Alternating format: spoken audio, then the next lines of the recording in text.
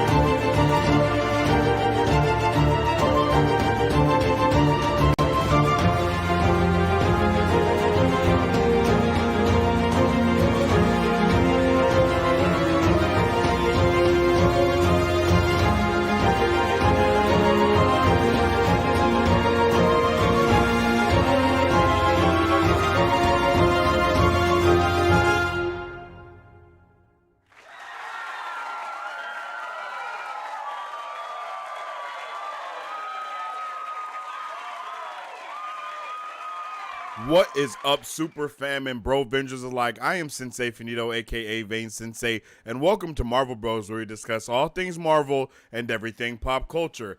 And today, we're talking about Secret Invasion for our open discussion. For pop culture news, we're talking Superman Legacy, Teenage Mutant Ninja Turtle posters that just dropped, and in Scoop Central, we're talking all things DC. The Batman 2, The Flash 2, Supergirl, and much, much more. I hope everybody is having a fantastic day.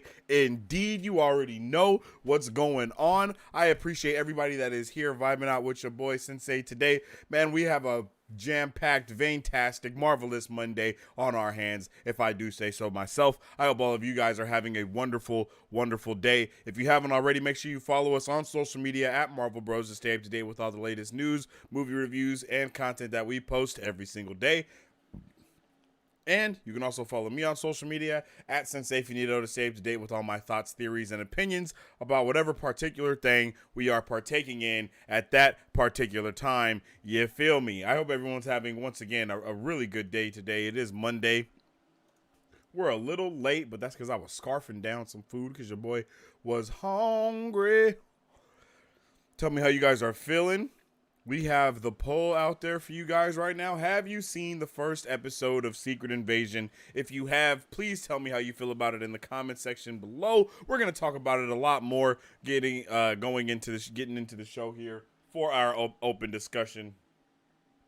We're going to talk about all of our thoughts about the show and stuff like that. And I think we might even watch do our new Rockstars watch thing or whatever. So I'm hyped for that. There's gonna be a vibe, and yeah, I hope all you guys are ready for that. So we're gonna jump into the chat here in just a second to see how everyone is doing, and then after that we can start our open discussion and discuss just the different things that have been going on with and how we're feeling about Secret Invasion. Barcelona Edit says first. Let's get this. Let's get this in here. I am already about to start sweating. It is hot. Barcelona Edit says first, yo. What is up with my guy, Dr. Vincent, the multiverse of Vinces? I hope you're having a good time today. I hope you're feeling better, Sensei. Yeah, I am feeling better. Thank you, guys. I definitely was not feeling too hot when we were doing our watch party for Secret Invasion, and I just kept going downhill. I was sick for like every day after that until like Saturday when I actually first started feeling better. And then yesterday I was feeling a little bit better, and today is the first time I haven't felt like sick at all in any type of way. You know what I mean? So I appreciate you, John. I wasn't able to get my TikTok video out there doing my review for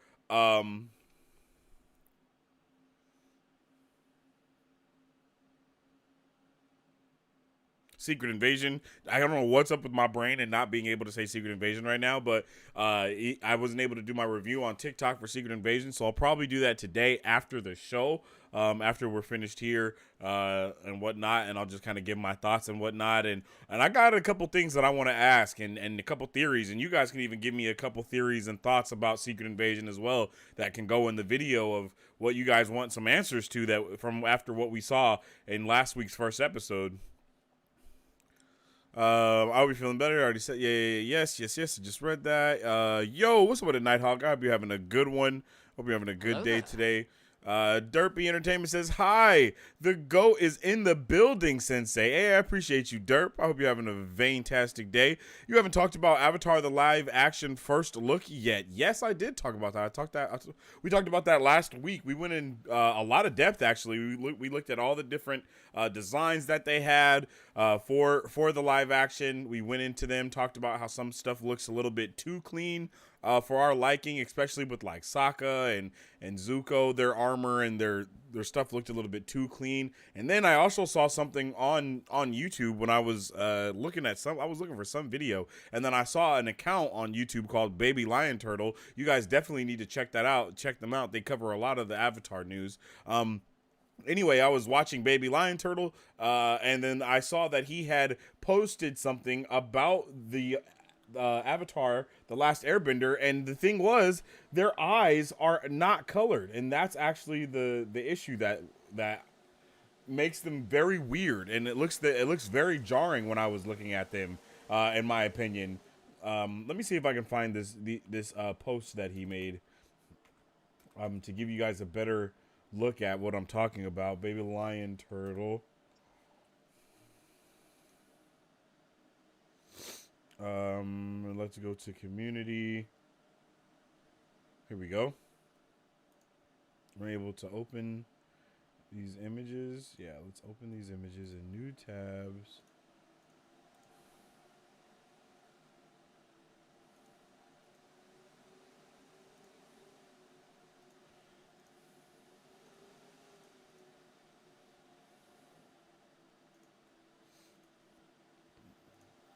Yeah, just so because I definitely want you guys to see what I'm talking about when it comes to these characters that they showed us. So of course, just real quick, what's going on, G? There we go. Like,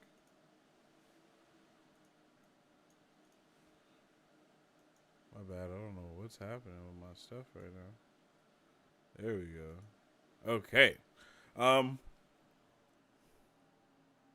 So, if you look at Katara here, in my opinion, this is a lot less jarring than it was initially. Like, the first thing that I saw for this, it looked like, you guys can even go back and look at what I was saying. I was like, yeah, it looks okay, but something about it just does not seem right.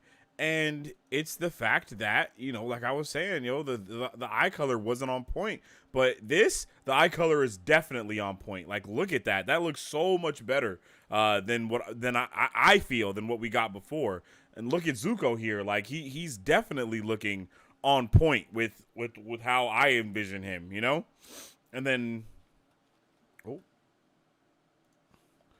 just to continue, look at Sokka. Like, all of this looks way better, in my opinion, than the pictures that they gave us. So, with that being said, I definitely hope that they give us the eye color in the actual show, and not, and not this, because this isn't it. I like this. I like this stuff a lot more than this. Like, it just fits a lot better for the overall aesthetic of what we know Avatar to be. And it's interesting how much more jarring they look when it's like this, and you see, and it's like they look human, and that's the issue, in my opinion, is that they look human. They don't look like they're from the world of Avatar, So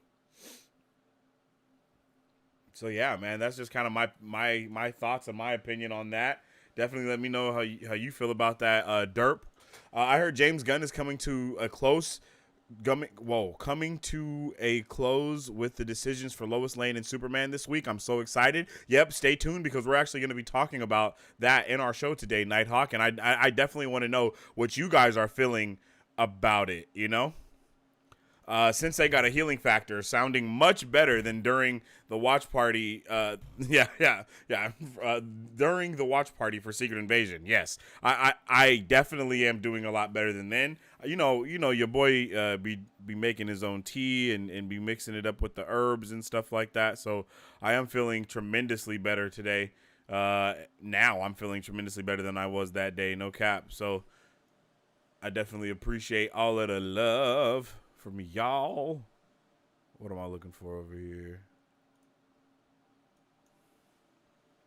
Here we go.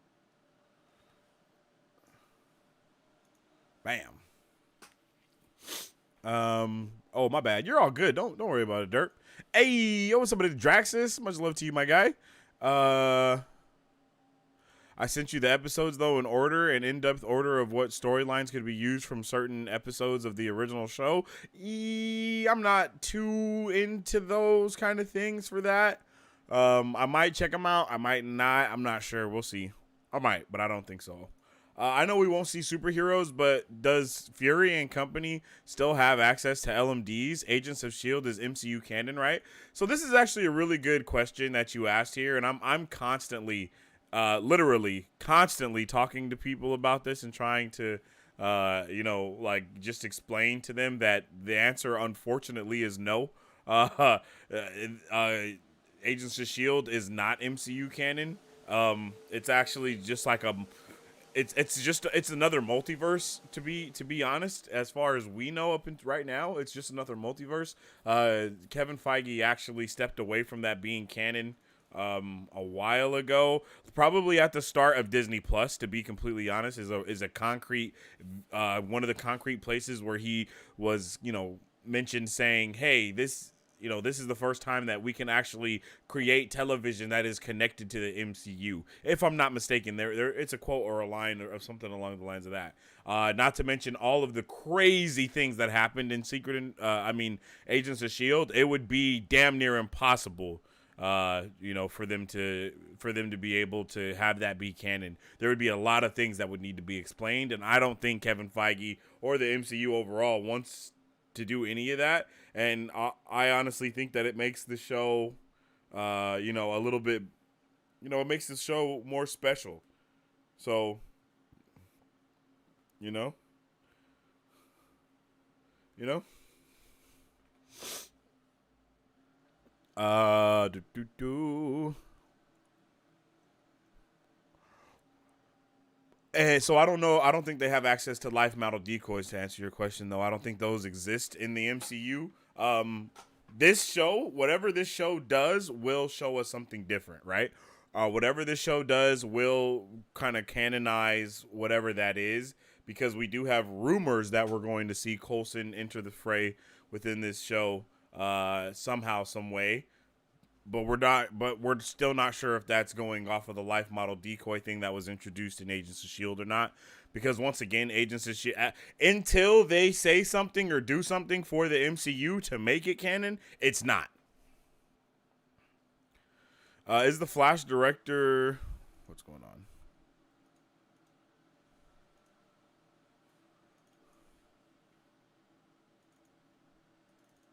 Let's get that back up. I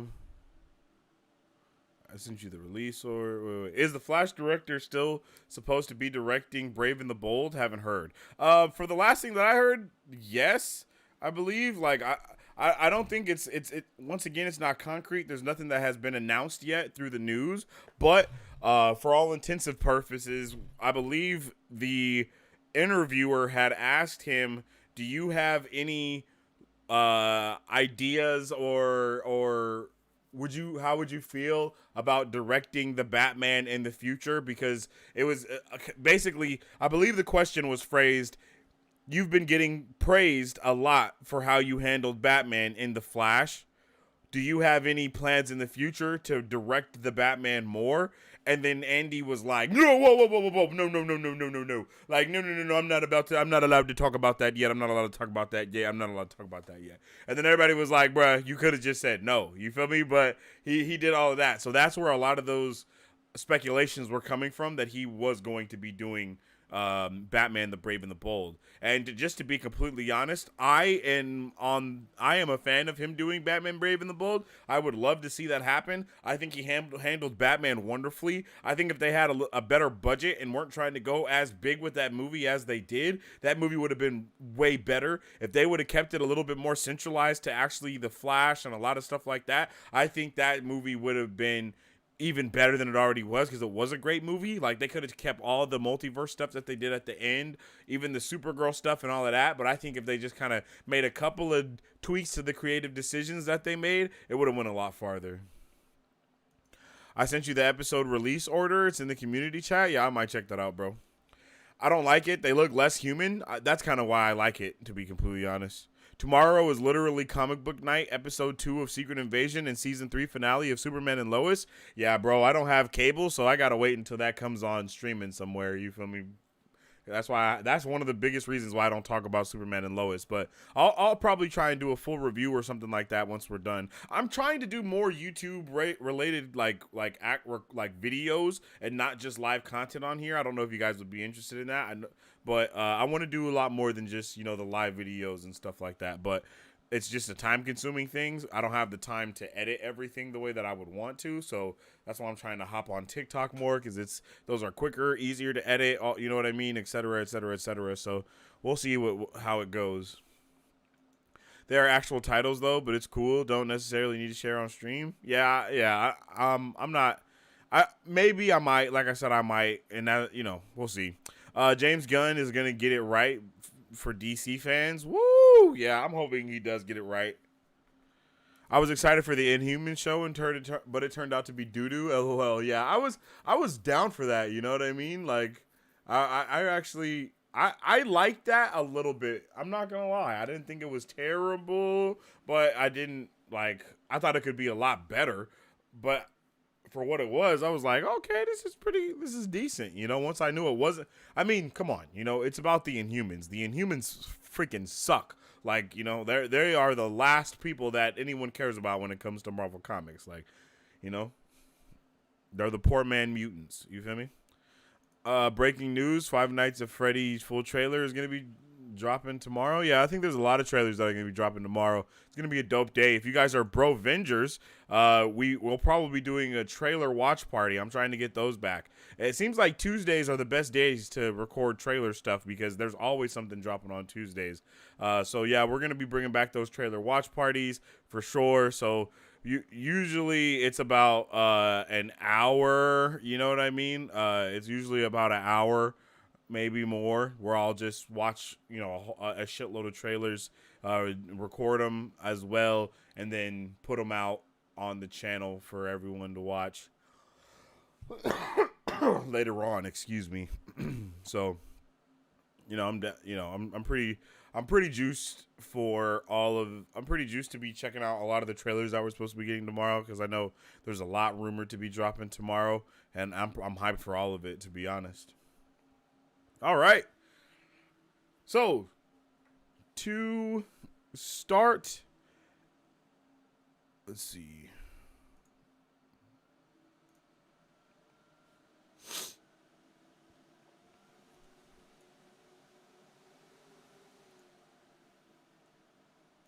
There we go. And okay. So to start with our open discussion. Oh, there. I meant to take my face out of there. There we go. Starting with our open discussion, we're going to be talking about Secret Invasion. I am super hyped for Secret Invasion episode 1 to talk about it with you guys. I really enjoyed this episode. If you guys have seen Secret Invasion, please leave all your thoughts and theories in the chat right now, because we're about to be talking about Secret Invasion quite a bit. We're going full spoilers. And like I said, we'll probably even check out New Rockstar's breakdown for it. Once again, that's another thing that I'm kind of feeling like watching separately off of the channel and putting up as its own YouTube video. So that's kind of how I'm feeling. So we'll see. But like I said, starting off, I really enjoyed Secret Invasion on Tuesday. I hope you guys did too. They showed us so much just crazy things that I was so not ready for. You know what I mean? I don't know what I thought we were going to be getting, but man, what we got was truly incredible, truly beautiful, truly breathtaking. Every moment that they gave us was another moment that I was super excited to be able to be just watching, man. And to say that the Winter Soldier vibes are back is truly an understatement. I mean, within that one episode, we went through spy espionage. We got it was revealed to us who was like one of the biggest reveals of a Skrull was insane. And it's just like, yo, the Skrulls. It's like the implications for what happened in episode 1 is insane, bro. It's insane. It's things that we never even thought about. It's things that I never thought about. Skrulls possibly infiltrating Wakanda, having access to vibranium, having access to a whole bunch of other things. Like, I think there's a lot of shit that was implemented from episode 1 that we really didn't think about at the time because we were just kind of watching and just kind of being hyped, you know. This lady, this altercation was one of my favorites. Honestly, every altercation, every relationship that we saw Nick Fury go through within that first episode, it built so much more for the story. I had mentioned it in the watch party early on. I was like, we're seeing a different side of Nick Fury, a more, I don't know if you can say a family type, but he was definitely more contained, definitely more caring, I guess you could say, than what we've seen him be before. You know, when he starts talking to Talos about how he lost his wife, you can see that they're bros. You can see that they're friends. You can see that they've grown this relationship to damn near be family, because you can tell how much Nick Fury cares about Talos. He cares about his daughter. He cares about his deceased wife. He cares so much. And it's just like those vibes are kind of what they introduced those vibes in Winter Soldier for sure, with like Cap and Iron Man and you know, all of them, all of the vibes. I mean, Winter Soldier, literally, it starts with T'Chaka getting murdered at a UN meeting, right? So that is super espionage. And then we end the episode with a full-blown terrorist attack coming from the Skrulls, and we get everything that we wanted from the Flag Smashers and more in the first episode. And that was something that I was really excited about. I was really nervous about how they were going to handle doing this type of renaissance, not renaissance, but revolutionary type of team or whatever you want to call it, because we just had the Flag Smashers not too long ago and they were not received all too well, right? But when we see this team, they're way more well received. They're way more, you know, we love all the we can care about what's going on here, because it's like, what did happen?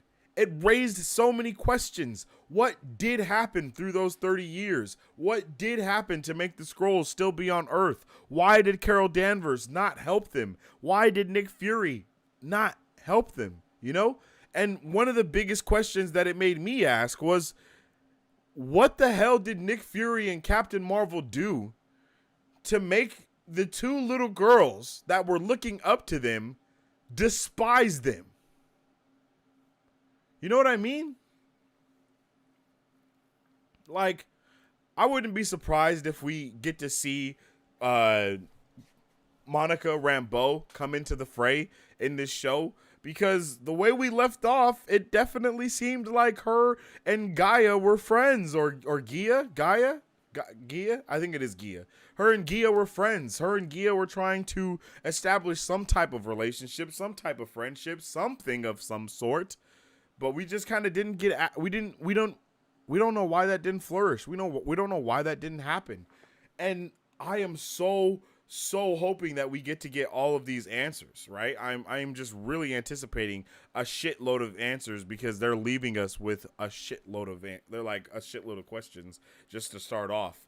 And I'm ready for them, man. I'm ready for every single ounce of them. And I hope you guys are ready for every ounce of questions that it leaves. Like, I just need to know what's going on. Like, I love everything about the show, bro. They're doing such a great job with it so far, and I honestly think that we're in for one hell of a ride, for real.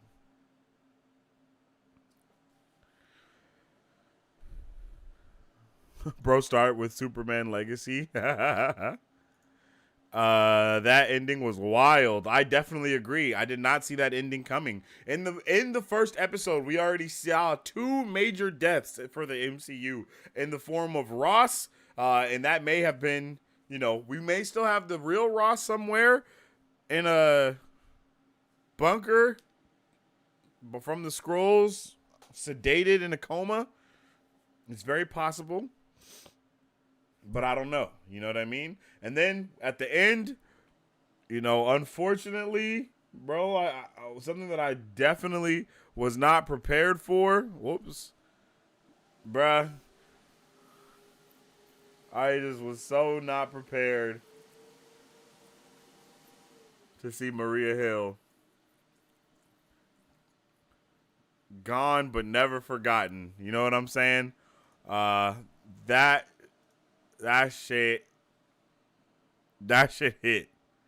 That shit hit deep. It hit different. Especially when she had just told Fury, right? She had just told Fury, you need to get your shit together or somebody is going to get killed.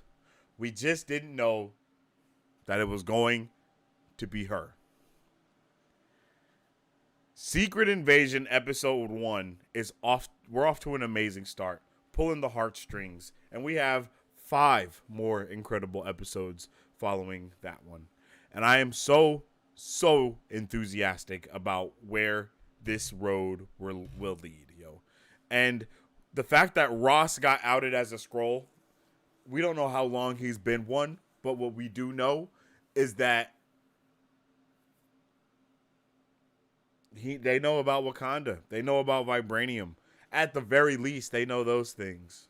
Not even at the very least, because if they have Ross, that means they hooked him up to the machine and they have read his entire mind and know all of the things that he knows. So, yeah, they know about Wakanda. They know about vibranium. They know about all that type of stuff. So, it'll be really interesting to see if that even matters. Are they going to be using vibranium? If they do, that means Wakanda, they're going to, like, there's a lot of things that are on the table to be used. And I'm hyped for it. This is literally Winter Soldier, but goes more farther. Yeah, I agree. It definitely goes a lot deeper with all of the character development that's going on and off screen, right? Like, I think they're doing a really good job of that. It'll be interesting to see where we pick up with this next episode that's going to be going on tomorrow. And I'm super excited to see what's going to be happening for real. Like, no cap. I enjoyed Secret Invasion episode 1 for the most part. The conspiracy theory, my guy, though, had the most gravelly voice since DMX. I picture him doing old school movie trailer voiceovers. Yeah, he did have a super crazy, like, gravelly. Yeah, it was like very, very gravelly. Yeah, that's crazy. You're right. I did notice that too. It was just like, damn, come on, G, what's going on? He needed to hit a couple of those. You know what I mean? He needed to hit a couple of those. I'm definitely getting the Talos figure from Marvel Legends from Secret Invasion. Oh, yeah, bro. I'm telling you, man, I need to get into Marvel Legends more, especially like sending those out to you guys. I know that would be a dope way to interact with the community. Maybe Ross has been one since Black Panther 1 and the one in Civil War is the real one. That's kind of what I was thinking too, but I'm thinking more off he may have been one the entire time. Like, he may have been a Skrull the entire time that we've known him, and that's why he perfectly inserted himself into, like, all of the shit that was going on with Wakanda and with all of the, the different levels of shit that was happening. Like, maybe he purposely set himself into those events so he could get information on everyone, right? Because up until this point, no matter what anyone else thinks, Wakanda is really the first level of defense against, like, space shit. They're the only ones that got hella ships. They're the only ones that have any of these things that can understand what's going on. They have the smartest people in the world working there and doing different shit, So maybe they needed their help for something along the lines of that. I don't know. I'm really interested in why they're going with, like, the whole terrorist route of taking over the entire Earth. I mean, they see New Asgard, they see Wakanda, for example, as well. Maybe they even know about Namor and all of that stuff because of Ross. Like, so they see that there's a lot of different things on this planet, but I don't understand, why would you want to take this planet, Like, why take this planet? You're gonna die, G. That's not it. Hill ain't dead. She'll be back either this show or down the road. I'm ready to die on that hill, no pun intended. I honestly don't agree with that, bro. I really think that Hill is dead, and I feel like if we do see Hill in the future, it's going to be because Talos' daughter is taking the form of her. You know what I mean? Like the same way that we saw Hill being taken the form of Talos' wife. And hey, like, how the hell did his wife die from Far From Home to now? Like, where the hell what happened? How did she die? Like, what is that, 5 years? Give or take? 7 years? Hey, Jamie Rodriguez. Jamie Rodriguez coming through with the super chat. Shout out to the bro. How you doing? Over or under 50% Will Coulson cameo in this show? 100. I think it's a 100% chance that Coulson cameos in this show, but I think it's a 50% chance that it's actually Coulson and not just a scroll taking the form of Coulson in order to screw with Nick Fury's brain. You know what I mean? Like that's kind of what I think is gonna happen. Is that way? You know? Yeah, that in my opinion, I feel like it's just gonna be a scroll taking the form of Coulson, and messing with our brain in that way. But it's very possible that it is him, like Jamie. It's straight up that it's possible that it is just him, and they actually may canonize some of the events from Agents of Shield. But if it is Agents of Shield cameo, I mean, if it is Agents of Shield that's getting solidified, then what that means is that it won't even be Coulson. It'll be a life model decoy because Coulson dies like 3 times. So, we'll have to kind of just wait and see what happens there. She's totally dead. I'm pretty sure she's dead. She might not be dead, but I'm pretty sure she's dead. Maybe Gravik did the same thing to her. If she was a scroll, then she would have changed when we did the zoom out, I think. We thought Coulson was dead, but look who's coming back in this show. Yeah, but I mean, that's very true. But once again, we don't know in what form he's going to be coming back. It could just be a scroll taking his form. I think that would be pretty interesting, you know what I mean, for them to do. And it's really going to be determining how they choose to, like, what they choose to do with Agents of S.H.I.E.L.D., right? Like, they can, you bring back Coulson, he mentions Mac and May, you know what I mean? That's all we need, and then a mention of Quake is like in space or something. That's really all we need to get some shit solidified. But just with the lack of understanding when it comes to the universe that it seems like Nick Fury and the rest of Earth has, that's one of the main reasons why I don't think that they're going to canonize Agents of S.H.I.E.L.D. because quite literally Quake was going like from planet to planet the same way like we were looking for like Captain Marvel to do. Like that's literally what Quake, aka Daisy, was doing. Like they were literally going from planet to planet and doing all that stuff and trying to help people and all of that thing. So I just feel like Nick Fury and everyone else would have a little bit more of an understanding of the universe if that had been going on since when we first saw that happening in Agents of S.H.I.E.L.D. That would be years of space exploration on behalf of S.H.I.E.L.D. Not to mention, I don't think S.H.I.E.L.D. even falls the same way it does in the movies in the show. So that's one of the big things to kind of get that up there, if I'm not mistaken. So a lot of possibilities. Once again, shout out to the man, the myth, the legend, Jamie Rodriguez, for coming through with the super chat. Maybe we could see Daisy replace Maria as his protege in the future. I actually would freaking love that, bro. I would really love that.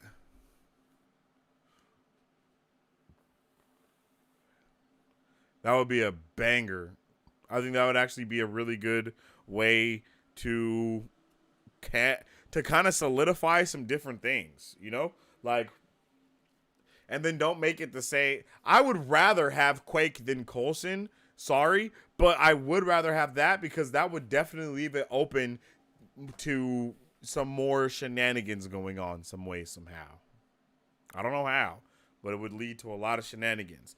But it's like, I wouldn't want Agents of S.H.I.E.L.D. to be canonized because that means, we already have a Ghost Rider. We already have all of these things. You know what I mean? And I would rather leave those things open for Marvel to do.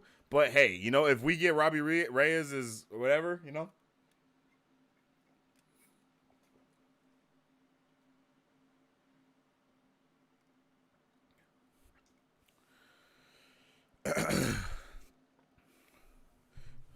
or we get a May or something like that, I'm down for any of that.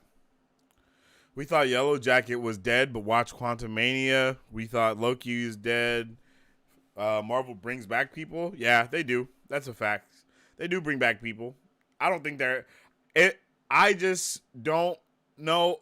I don't know why they would want to take Hill out just for her not to be taken out.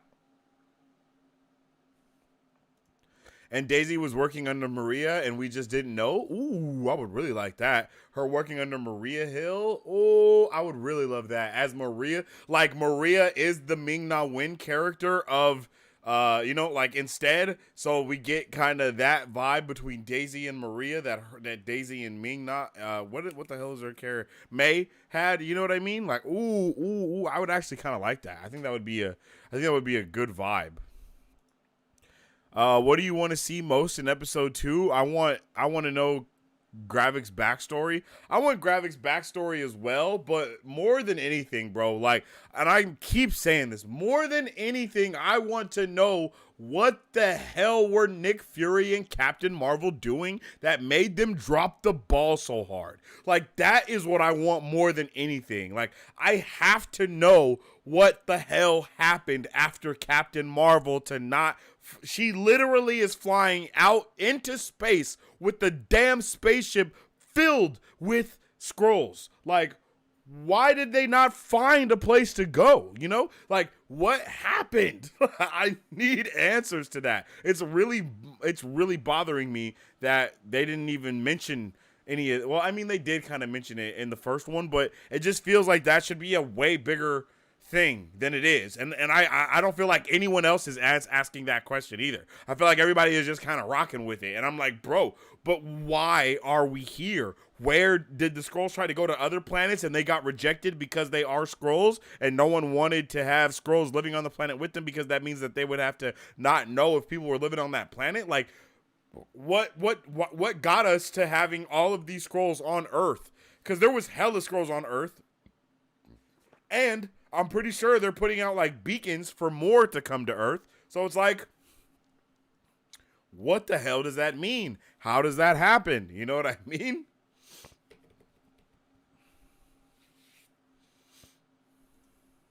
Because I'm really interested in knowing why these things have occurred.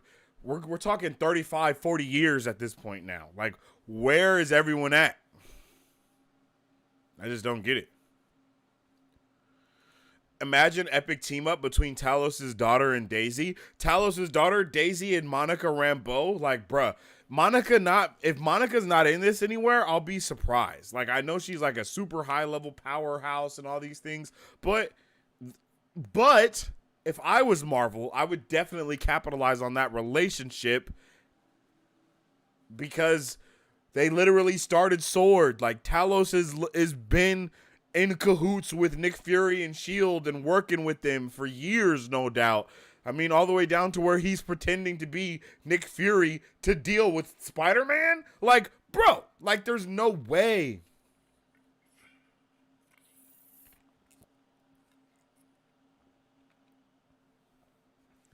Just no way, bro. Like, the only thing that... I don't understand. Wait, I was about to say the only thing that would make sense, but I think this is something that John is saying right here. Let's see. I think Fury became distracted by creating the Avengers. He had Pym and Janet, then Banner, Hawkeye, before they found Cap. So I think space exploration was on the back burner.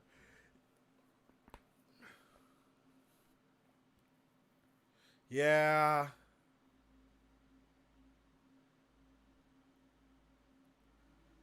Yeah. That's a good point.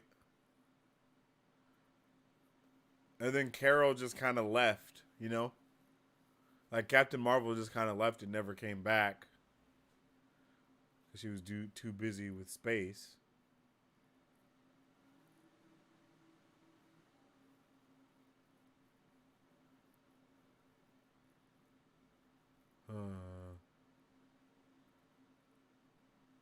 Oh, that's a good point. Good point.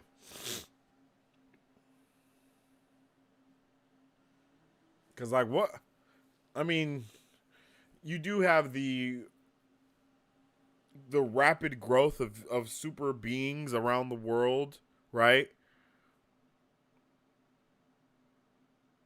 I don't know, man. It just doesn't make sense to me. But as we saw from She-Hulk, She-Hulk actually established so much, and that is that the world is filled with literal superheroes, like, and villains as well. Like, the world is filled with people that are using Chitauri, weapons and shit like that. People that are choosing to be superheroes, like Frogman and et cetera, et cetera, et cetera. The dude that was literally immortal, he's been around for forever. Like, all of these people have been established. I mean, Black Knight is established. Blade, we know, is coming. Moon Knight and the gods. So there's definitely been a shitload of things that have been going on Earth, but it's just like, what? You know what I mean? Like, what? Where is the extra? What's going on? Interesting. I like that. I like how you said that. She was just too busy with space. For real. Like, that's basically it. She was just too busy with space to come back. Nick Fury, Talos, and those three, Nick Fury and Talos versus Gravik and his army would be a fire finale. Ooh, yeah, that would be fire. That would be dope.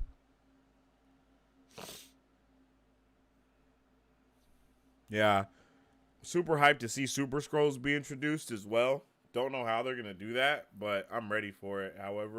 However they give it is how we take it. Hey, yo, what? What did I just say? What? What the hell? What did I just say? My bad. I did not mean for that to be as spicy as it was. No cap. But, yeah. But yeah, yo, so I believe that will end it there for our open discussion on Secret Invasion. If you guys have any other things you want to talk about when it comes to Secret Invasion, drop it in the comment section down below, or we can or hop in the Discord and jump into the Secret Invasion spoiler chat.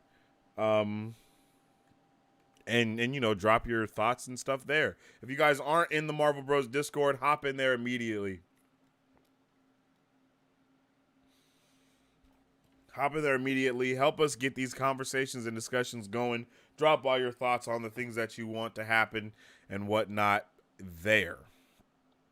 Okay. So like I said, we're jumping out of that, and we are jumping into we're jumping out of our open discussion, and we are jumping into pop culture news. But before we do, you guys already know. And if you don't know, now you do.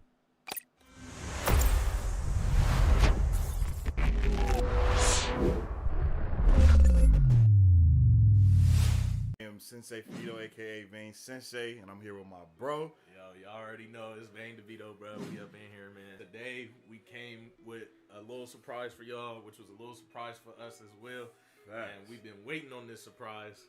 So y'all see it. You feel me? Little delivery box. We got the little box from none other than Glitch Energy, yo. Yo, big Glitch out here. You know what I'm saying?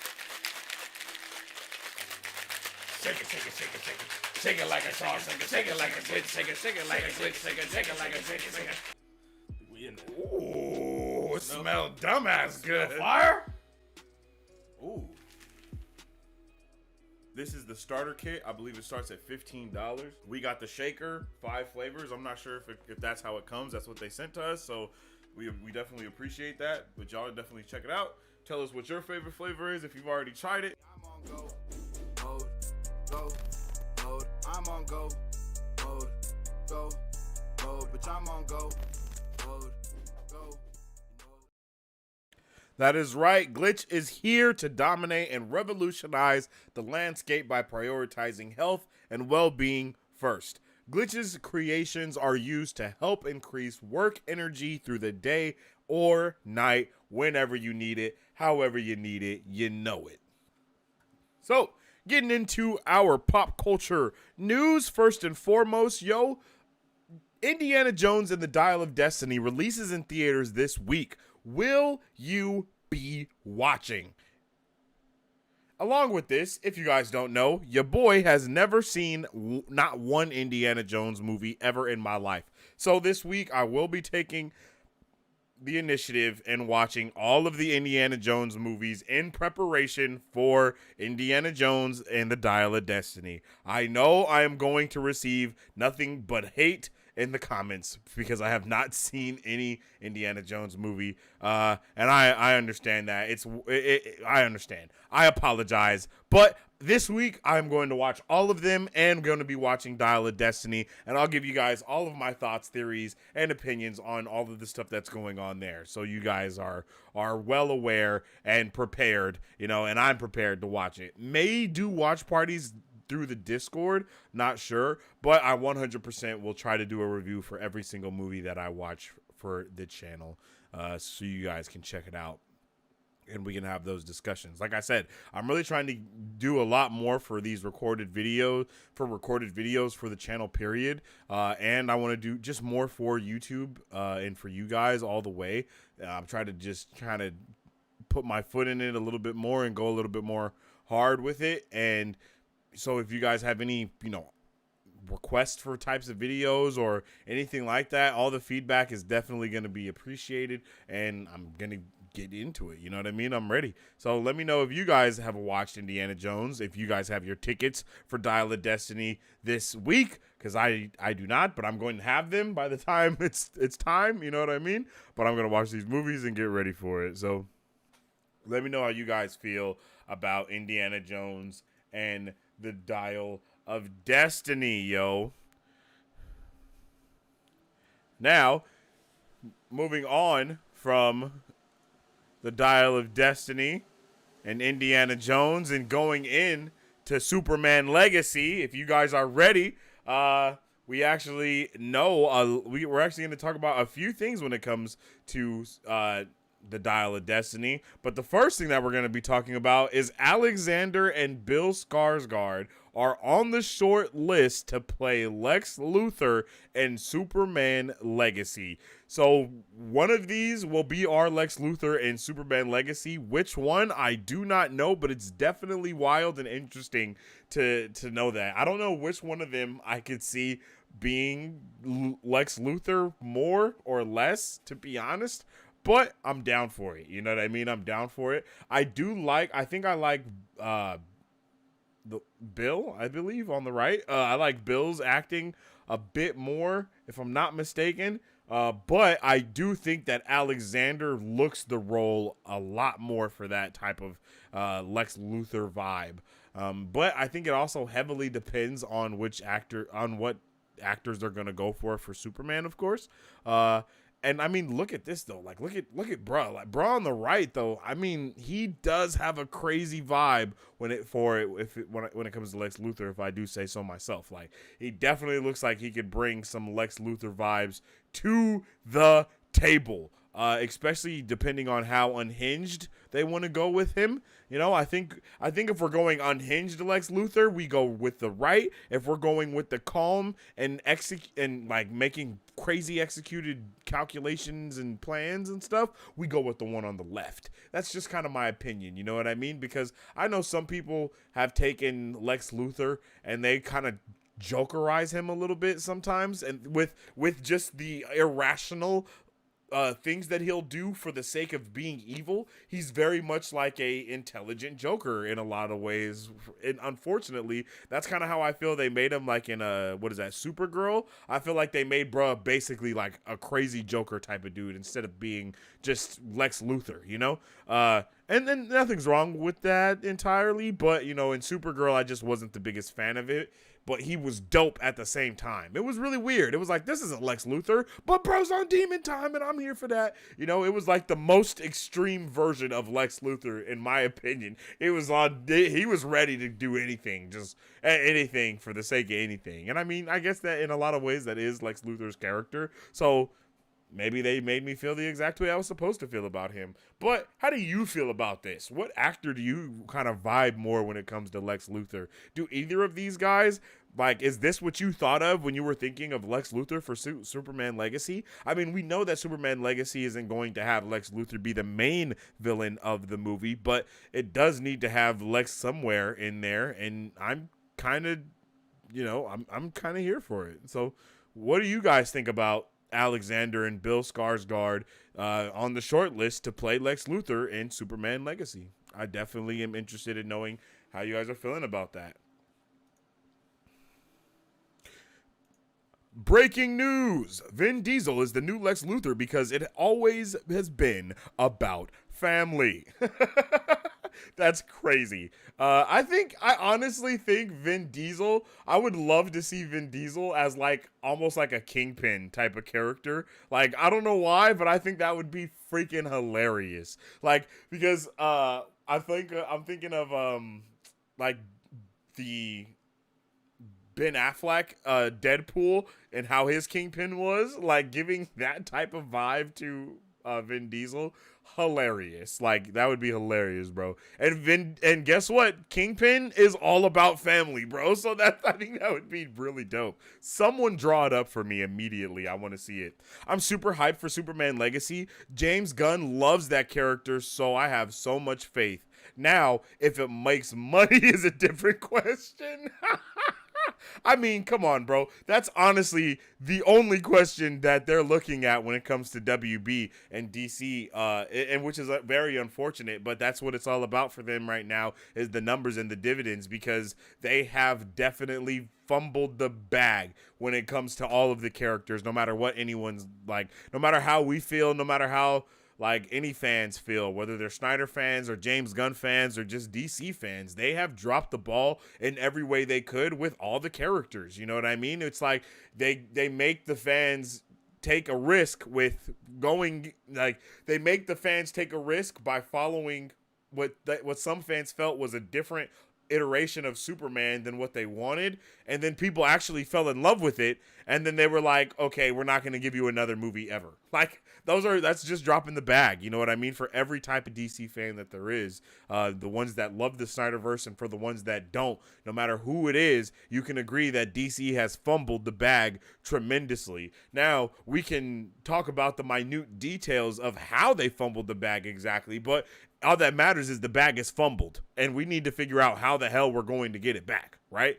So I think getting James Gunn, who is a huge name and a huge commodity and literally makes stuff that people love, like even though Suicide Squad for DC didn't do that well, I don't think it didn't do well because it was James Gunn. I think it didn't do well because it was a fan base of tired WB fans that have been beaten into the dirt, you know what I mean, and not given what they wanted. So they, like, fans were taking a stand and not watching anything that they were getting like sent. And guess what? A lot of people still went and watched it, and even then they didn't enjoy it that much. So it was just a lot of stuff going on and a lot of decisions that were made creatively and personally. And yeah, that's kind of what's made us get to where we are now.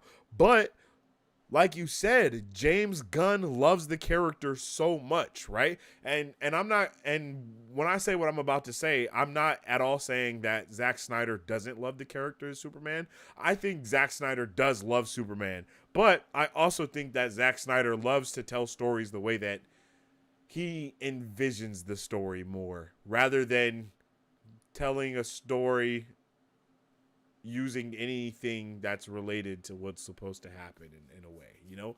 Like, Zack Snyder is a creative mind. He is a very creative mind. So when he does different things and he touches stuff, he puts his own spin and his own creativity into the fray tremendously. So much so that in a lot of ways he creates a new character instead of the character that people have already kind of understood was, or whatever, you know what I mean? And I think that's why I always say, like, Zack Snyder needs his own stuff. Like, I don't think he should be making anyone's content that isn't his own stuff. Like, do I want to see him do his stuff for DC? Yeah. Do I want to see him do Midnight Suns for Marvel? Yeah. Like, I do want to see that type of shit. Even Blade, if he would want it. But way more than that, I want to see Rebel Moon. Like, I want to see Zack Snyder do Rebel Moon more than I want to see Zack Snyder do anything else, because Zack Snyder freaking shines when he does his own projects and his own creative things. And James Gunn low key shines when he's just doing anything that's comic book related, just period, because he loves comic books. He reads comic books still to this day. He probably woke up this morning and read a comic book and drank his coffee. You know what I mean? Like, that's the type of thing that there's just a difference for that, you know? And in a lot of ways, I love Zack Snyder's Superman, you know, and I love the fact that we were getting like Injustice, right? Like that's what Zack Snyder's his whole plan was to do Injustice. Basically, it was just going to be the Injustice universe and not just one spin-off Injustice story. It's like, no, this is the Injustice version of Wonder Woman, and we're getting the Injustice Aquaman. All of the Justice League characters were going to be the Injustice versions of them, basically, for lack of a better word, right? And you know, that's shown even when we get Zack Snyder's Justice League and we go into the future, and it's because, you know, he killed, you know, that's all, it's all that. But I feel like if we're going to get a Superman story, and I mean a feel-good, heartwarming Superman story, I think that's something that James Gunn can give us 10 billion% of the time. Like, there is no doubt in my mind that James Gunn is going to deliver an amazing Superman story. Like, I don't see how he couldn't. You know what I mean? Now, like you said, is it going to make money? That's a completely different story. But I think it's going to go down as a beautiful movie, and it's just going to be next level. Personally, I choose Alexander Skarsgård. Okay. I dig that. I like Alexander. Like I said, I like Alexander in that for him. I like them both. Have you watched the interview with James Gunn on Michael Rosenbaum podcast? No, I haven't. I need to watch that. I've seen some clips from it, but I really want to check it out. In all seriousness, traditionally, Lex Luthor had a full head of hair and was fairly vain. He lost his hair because of something to do with Superboy in the Silver Age comics. Okay. Okay. Well, I'm down for it then. Give us Alexander. It sounds like that's your vote, John. It's definitely gonna make money. Look at all the Guardians movies. Yeah, facts. That's really true. And I think coming off of the Guardians of the Galaxy trilogy, you know what I mean? That's going to be everywhere. You know, creator of the Guardians of the Galaxy trilogy. That's gonna get people in the seats alone. I loved Man of Steel. Loved the way Kal-El and Clark's father influenced him. Jor-El wanted him to be a hero, and Jonathan made him afraid to be himself. Clark had to fight that tension constantly. Yeah, that's a big fact. I think that was one of the best. One of the best parts about it. It was just my whole, I don't know why. I've kind of spoken to my piece on that, but I do agree that was a beautiful part of Man of Steel, and I think that should actually be a part of the character more. But that with that tension came a loss of hope, and that is kind of my biggest gripe with it. I think a James Gunn Green Lantern Corps movie would have done better than Suicide Squad. Oh, yeah. I think Suicide Squad was a good choice, though. But people also, Suicide Squad fumbled the first movie. So why would people want to come back to see the second one? You know what I mean? That's not enough to get people in the seats. James Gunn isn't enough to get people to come back and have faith in something that was trash before. When it comes to the movie, right?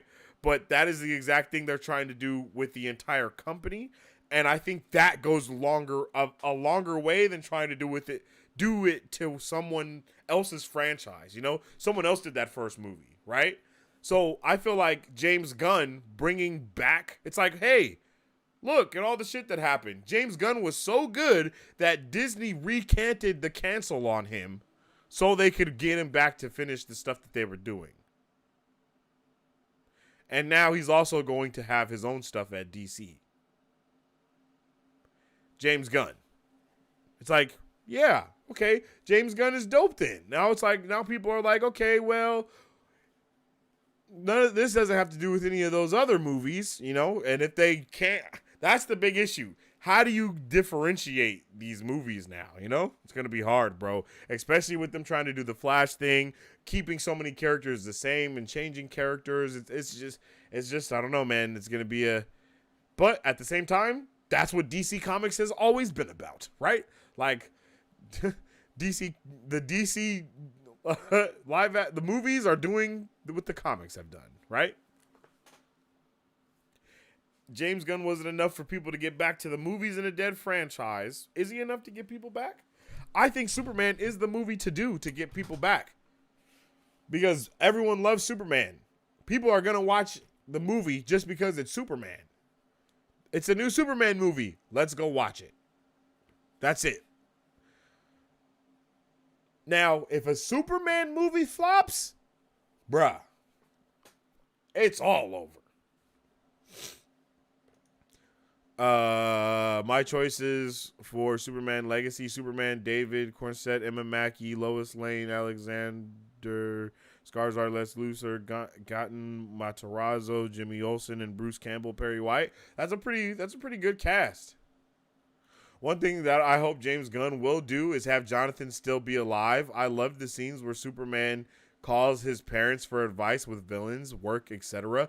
Yeah, bro, I agree. It humanizes everything so much more. It's like, man, how do I stop this guy, Dad? Like, and it's like, well, like, bro, that was one of the best parts of Smallville is the conversations that Jonathan and Clark had outside of everything else.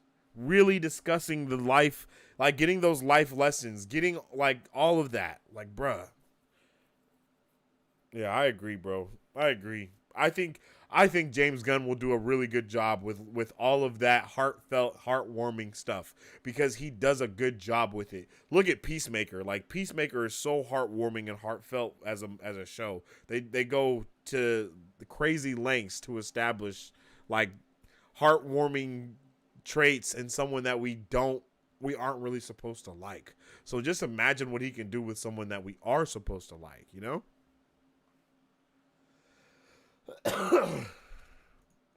A Superman movie can definitely flop. Remember when they wanted to cast Nick Cage as Superman? Yeah. But I'm saying if a Superman movie flops in this day and age that we have right now, then it's something to worry about. For DC, DC has no hope. Legit, that's just it. If a Superman movie flops, DC has no hope. Because people are coming out in droves to watch Batman, right? Like, people love the Batman movie. It's a different spin on it as well. The whole 9 yards. I honestly think, like, this might be wild to say, but I honestly think James Gunn was going to do a Superman movie already before any of this shit happened. That's just my opinion. I truly feel that they were about to do The Batman with Superman.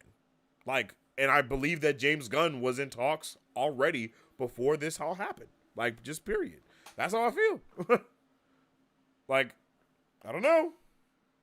I just feel that way, man. It seems everything seems to add up wildly and to be that is the answer. You know what I mean? The answer is this isn't random.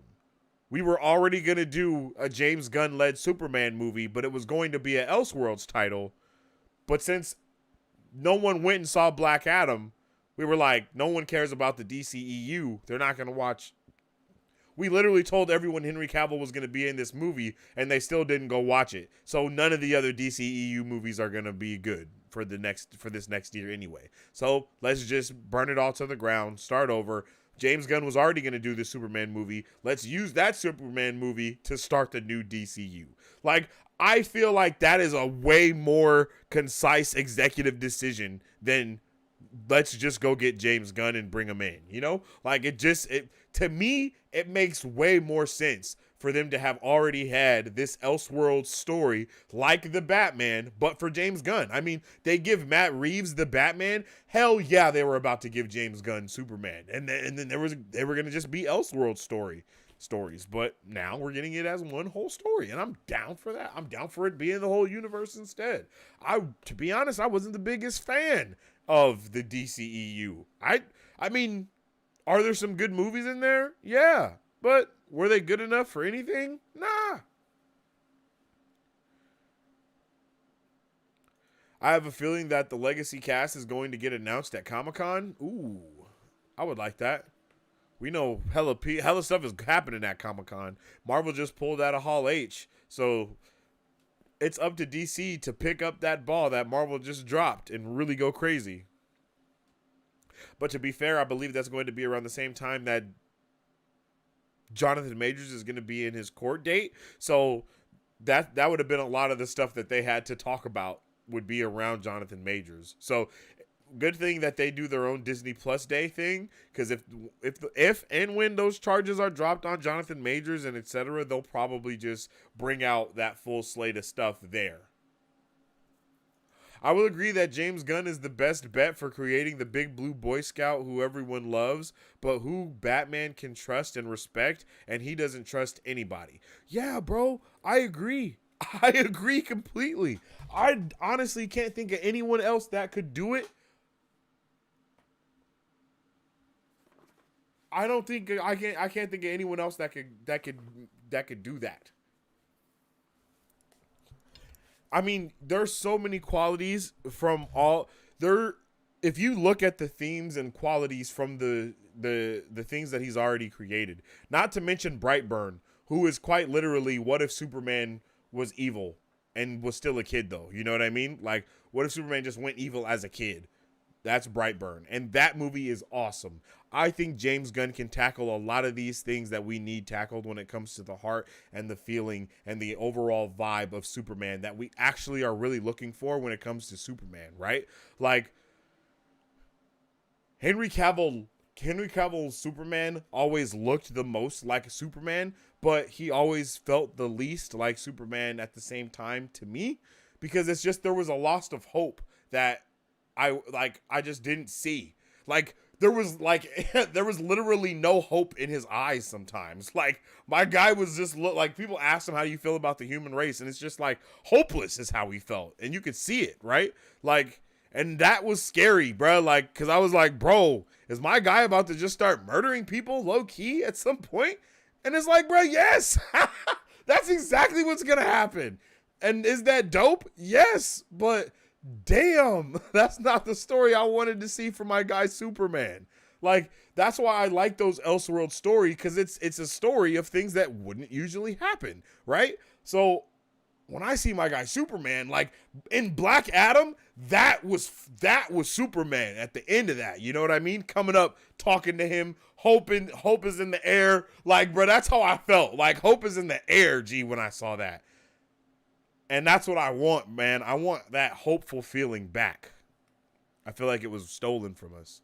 Everyone only gonna see Blue Beetle because that's part of Games Universe. They confirmed it. Yeah. Personally, the only things I like from the Flash of the Batman scenes, and I'm glad Andy's directing Brave and the Bold. Yeah, I really hope he does end up directing Brave and the Bold, because he handled Batman superbly. Like, superbly. Superbly? What the fuck? Superman is legit Captain America for DC. Everyone trusts and respects him. Henry played Superman like dead end job sometimes. Yo, for real. Like, okay. Like, for real. He was like, yeah, man. It was like, damn, I gotta be Superman, I guess. Like, I gotta save these stupid humans. Like, that's kind of the vibe. He felt a lot like Omni-Man. You know what I mean? Like, he had like a kind of that Omni-Man type of vibe a little bit. Like, but still, it's like if you mixed every iteration of Superman together. You know, you take Omni-Man, you mix him with a little bit of you take Superman, you mix him with a little bit of Omni-Man, you take a little bit of Homelander, and you sprinkle a little bit of him in there in the pot too, and then you take the Superman clone, the Superman dude from Jupiter's Legacy, and you take him, you sprinkle a little bit of that in there too, and you just kind of mix it all into a pot, and that's what you got. You know what I mean? And I was really looking for, I mean, look at how Captain America was in Marvel, right? exactly what we're talking about, right? The dude that everyone trusts and respects. That's why it hit so hard when you find out that he's been keeping those secrets from Tony about his mom, right? And his dad, right? That's why that hits so different, because we've established that this Captain America is this person. So when you show us something that is the exact opposite of that, it hits us for a curveball, and then it makes for great storytelling. But in this case, we were actually shown that he wasn't the greatest person from the jump, and shown that, you know, he ran away from being Superman and doing a lot of these different things and watched his dad die. And, you know, like, you know what I mean? A lot of these different things that have happened. And now we're at this point of, damn, like, bruh, he's not just hopeless. He has lost all hope. You know what I mean? And then we find out Joker smacks Lois Lane, and then he goes insane and murders half of humanity and has people freaking enslaved. Like, all right, well, yep, there we go. Like, there we go. That's that. You know what I mean? Like, for real. So yeah, bro. It was one of those, you take everything from Superman, and what happens? That's kind of the story that I think was ended up being told. And I wanna see, how does Superman help everyone, you know what I mean, become a better person? Because at the end of the day, that's what he's always about. How does Superman look Batman in the face and give them the best, and they just have the best conversations? Like, I saw someone on Twitter say, I'll be furious if we end like a Superman movie with him just talking to Batman in a coffee shop. And I'm like, bro, that is the most comic book thing that could happen in a Superman damn movie. How would we not want that? You know, not even see Batman for the whole movie. Post-credit scene, Superman and Batman having a cup of coffee in a freaking coffee shop, in a diner. Come on, bruh. That's super, like, yeah, bruh. Yeah, I'm going to nerd out from that. I'm going to nerd the hell out and be like, bro, they freaking did it. Like, how many, come on, G. They did, like, yeah, give me that. Add a dash of Supreme to that Superman stew. They doing a live action Invincible. Guy Henry Cavill to play Omni-Man. I think that would be freaking fire, bro. He looks like Omni-Man too. Give him the stash. Hell yeah. Give it to me, baby. And since we're already on the topic of Superman and Superman Legacy, actors were put in pairs for Clark and Lois for Superman Legacy screen tests. And this includes a couple actors, and we're going to look at them all right now. Nicholas Hoult and Rachel Brosnahan. I want to know what your guys' opinion is on all of the ones we're about to look at. Tom Brittney and Phoebe Denever. And finally, David Corn Sweat and Emma Mackey. So who would you guys choose to be your Lois and Clark? That is my question.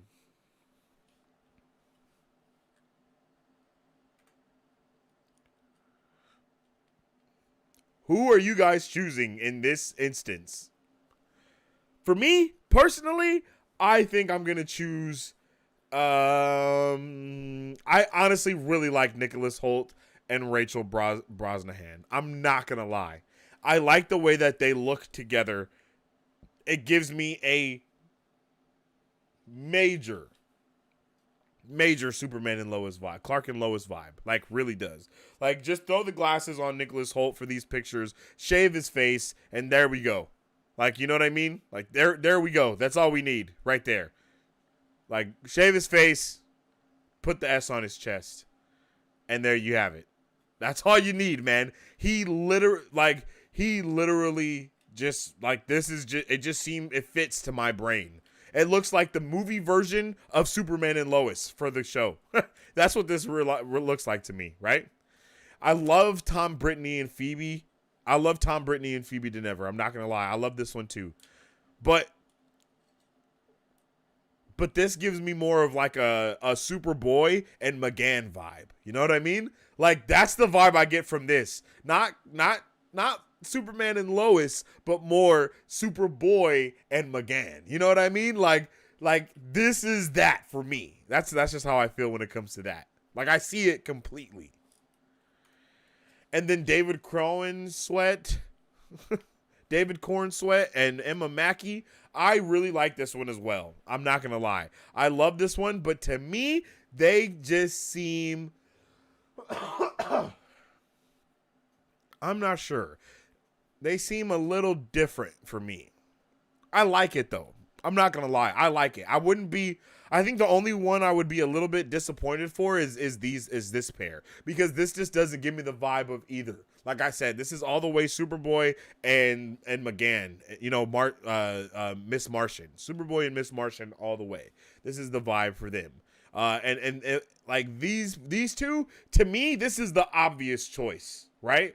That might not necessarily mean the best choice, but I think this is the obvious choice when it comes to like Hollywood actors that have already been getting some good weight under their belt in this form of Nicholas Hoult. He's been in a lot of movies and a lot of stuff within these last 3 to 5 years. So, and you know, people kind of like him. He's already been a superhero character before as well. So I think, you know what I mean? Like, so I think that's a little bit more for that vibe. Tom Brittany and Phoebe, they don't do it for me all the way. And I think it's because of the hair color maybe. They look like Hawk and Dove also. They don't give me the right vibes. I don't get the Superman vibes from his face either. Like, I don't know why.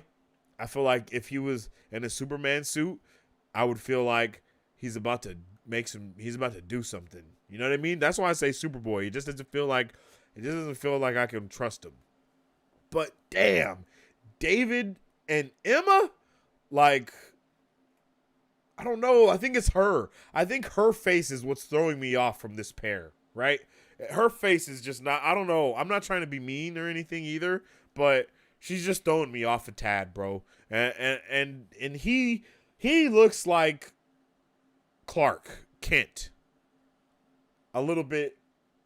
Yeah, he has the Superman Clark Kent. Once again, he looks like a young Henry Cavill, if I'm not going to lie to you, bro. He looks like my guy Henry Cavill when he was in The Count of Monte Cristo.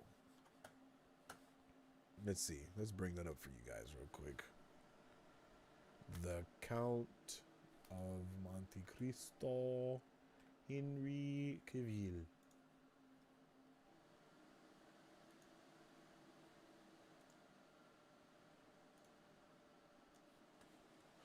Oh, what? See what I'm saying? See? Look. He got young Cavill written on his face. Look at that.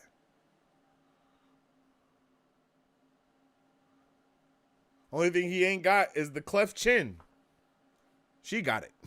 Okay, I'm sorry. That was mean. Yeah.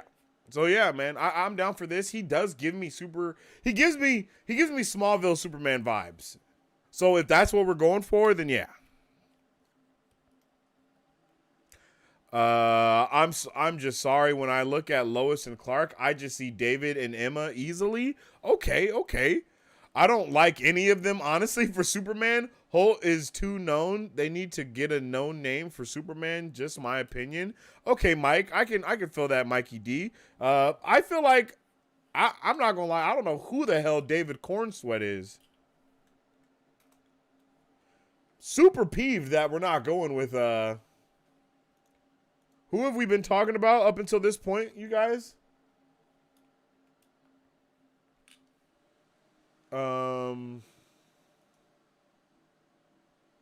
Oh, this dude is relatively unknown. David is relatively unknown. Wolfgang? Is that who it was? I really wish that was who it was. No cap. I think David and Rachel is actually the best choice if you really think about it, straight out of the comic book. Yes, I agree. David and Rachel, I'm for that. I think I like him because of her, and I think I don't like him because of her. So put him with her, And I think that's a 10 out of 10 must recommend. You know what I mean? Add it to the queue. We'll watch it later. You know what I'm saying? Like that, I think that's a really good choice if that's what they went with. But once again, I'm not against this at all. Oops, I'm just talking. Y'all don't even see what I'm saying. I'm not against this at all. But yeah, if you take her and put her with him, yeah, I'm okay with that 100%. Like, I'm okay with that 100%. I'm like meh on all of them, but honestly, most superhero castings don't make sense until we see the movie. Remember Heath Ledger, Hugh Jackman? Yeah, that's a really good point, bro. I'm not gonna lie, you're making really good points with that. Those definitely were not well received until we saw what was actually going on. I mean, same with Ant-Man, in my opinion. I was like, what the fuck? Like, the first time I saw it, I was like, what the fuck? Like, why are we using this dude for Ant-Man? But then we see the movie, and I'm like, no, wait, this is perfect. And now I think Ant-Man is one of my favorite trilogies, is definitely up there. You know what I'm saying? So, yeah, man. I think whatever they choose, I just don't know how I feel about this face, man. I'm not going to lie to you guys. She is not doing it for me at all. In the interview with Rosenbaum, Gunn said, "Don't believe any of the casting rumors until he reports it, so I'll just wait and hope he makes the right choice." Yeah, I agree. And once again, those are just some pairings for cast. You know what I mean? Nothing is concrete or anything like that. Those are just straight up pairings that they've done to see how people work together. And I'm down for that. I'm here for it. I really hope we get some of that dropped. And yeah, man. I think Nicholas would make a better Lex Luthor. I agree 10 billion%. He would. Give me him as Lex and give me David as Superman. Bruh. Bruh. Like, hell yeah. Give it to me immediately. Sign me up. Put it on the docket.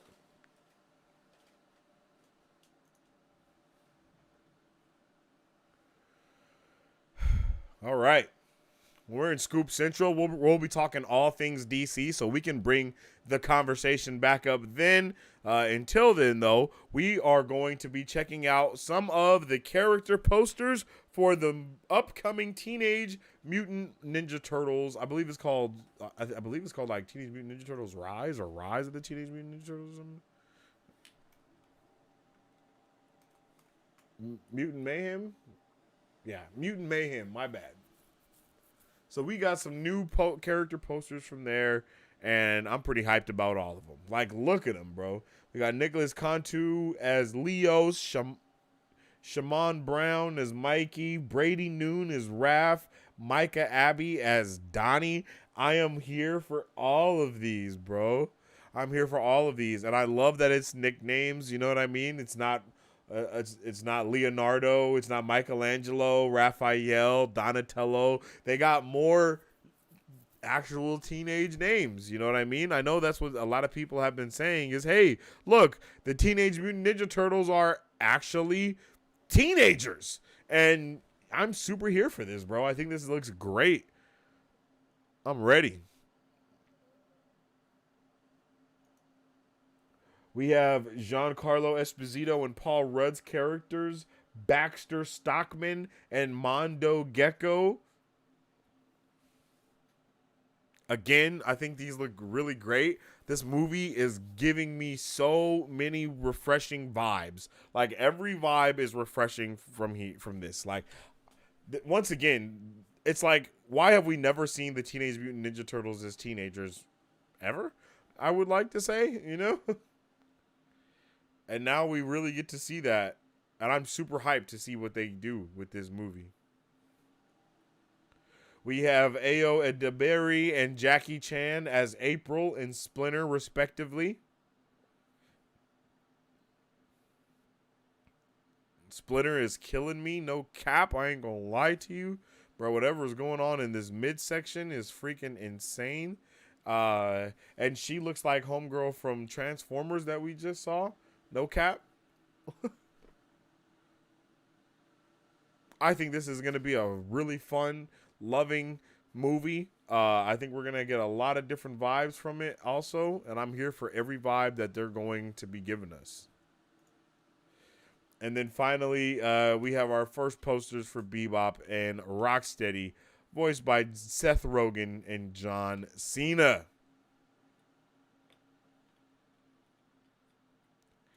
And I mean, yo, like, these are just great.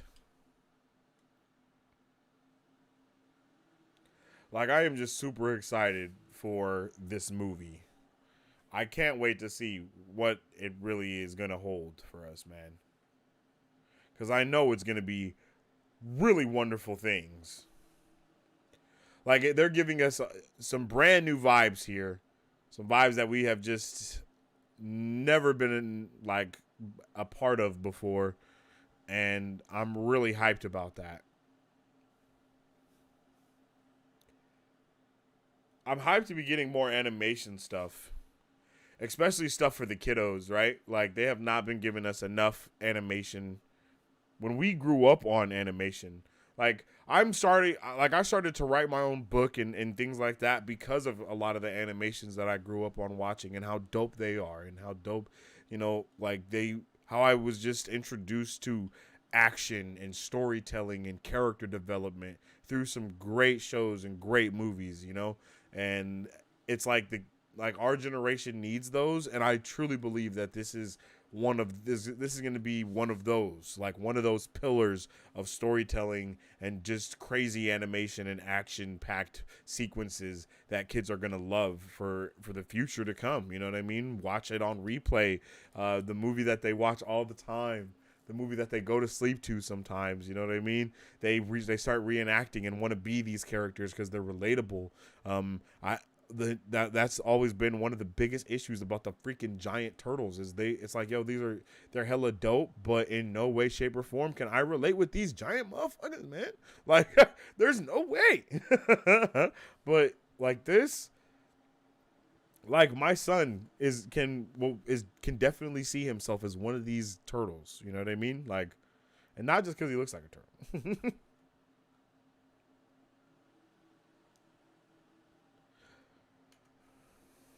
I love all the mutant madness going on. So, I hope you guys are hyped and ready for Teenage Mutant Ninja Turtles Mutant Mayhem. I think this is going to be the best turtle movie. I agree. Seth and John are literally the best voices, the best choices for Bebop and Rocksteady. LOL, I can't see anybody else. For real. I can't wait to hear how they interact with each other. It's all going to be hilarious. I am so ready for it, man. I am so pumped. No cap. Now, before we get into Scoop Central, I just wanted to shed a little light on this. It's not that big of news, but I did want to share some light on this. I don't know if you know, but Skrulls have been appearing in real-life news broadcasts. And I think that this is a marketing ploy that Marvel has slept on for far too long. 100% they should be doing shit like this all the time. I love it. I love what's going on here. It's dope. It looks cool as hell as well. And I hope that we get more crossover stuff like this. You know what I mean? Just having these Skrulls just pop up out of nowhere is amazing. And it's hilarious. And I am super here for it. I'm super here for it, bro. Like, I'm super here for everything that we're seeing with it. The Skrulls are dope. So yeah, man, I'm here for this. Like, imagine just watching the news and you just see a Skrull just walking in the background. Bruh, genius. Love it. 10 out of 10. For real. So I just wanted to bring that up to you guys because I saw that shit and I was like, wait a minute, this is freaking insane. Great marketing. Oh my God. Yeah, no cap. Marketing at a level 10. Marketing on 10 billion. I'm super here for that. I hope you guys here for it as well. Secret Invasion. We're going to be watching episode 2 tomorrow at 11:30 p.m. Pacific Standard Time. Not sure what time that'll translate for you guys, but make sure you're here bright and early because we will be talking about our thoughts and theories for episode 1. Also, I'm going to put out that video of me doing the review or the reaction to new Rockstar stuff and giving my thoughts and theories on that and what they got going on. So make sure you guys look out for that tomorrow. And yeah, man, I am super excited. We're going to be getting into Scoop Central in just a second here. I hope you guys are ready. You see it, hashtag it, Beezy told you so. Shout out to Mike Beezy for sure. You already know, because Mike got be coming through with the Scoopy Doops and the Roopy Whoops. So we're going to be talking about some W scoops today. Some scoops that were in regards to the Batman 2, Supergirl, Nightwing, The Flash 2, Superman Red Sun, Elseworlds. Yo, with Scoop Central is booming today. We're going to be talking about a whole bunch of grandiose things. We're about to nerd the hell out, and I hope you guys are ready to nerd the hell out with me.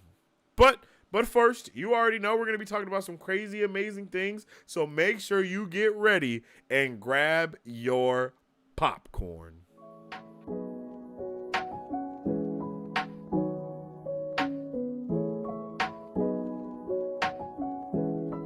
Hi, my name is Dominique Pruitt, and I started Don's Bomb Gourmet Popcorn LLC in the summer of 2021 to introduce delicious and unique flavored popcorn not found anywhere else in the world. Why, you ask? Because I make it in my home with love, just for you. We offer over 10 flavors and are continuously creating new flavors that can be customized to any color or taste for your next event, party, or fundraiser. So go find yourself to our website and find a bombastic flavor of popcorn at donsbombgourmetpopcorn.com, or you can also follow us on Instagram or Facebook at Don's Bomb Gourmet Popcorn.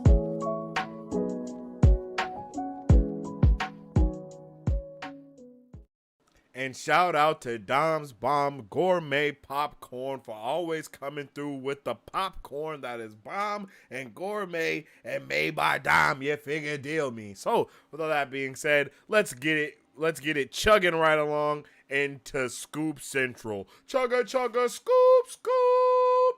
Chugga chugga scoop scoop. Oh my goodness. Whoops. Oh no. All right, yo. So first thing on the docket that we're going to be talking about in Scoop Central is the Batman 2. I am really excited to be talking about the Batman 2. I loved the Batman. That first movie was amazing. Definitely gave me a whole bunch of vibes that I wasn't prepared for. I wasn't ready for, but they were amazing. I locked in with the movie. Was it a long movie? Yes. Did I watch it more than once? Yes. Would I watch it again? Quadruple yes. I think the movie was great, fantastic, and just a wonderful way to spend my time watching it. Loved being able to see a year 2 Batman, and I just can't wait for what's next. And speaking of what's next, let's find that out. Two-Face is confirmed.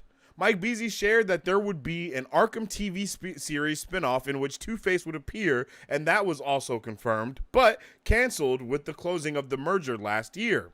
That canceled Arkham show will be folded into the storyline for the sequel, and we will get Two-Face as one of the multiple villains.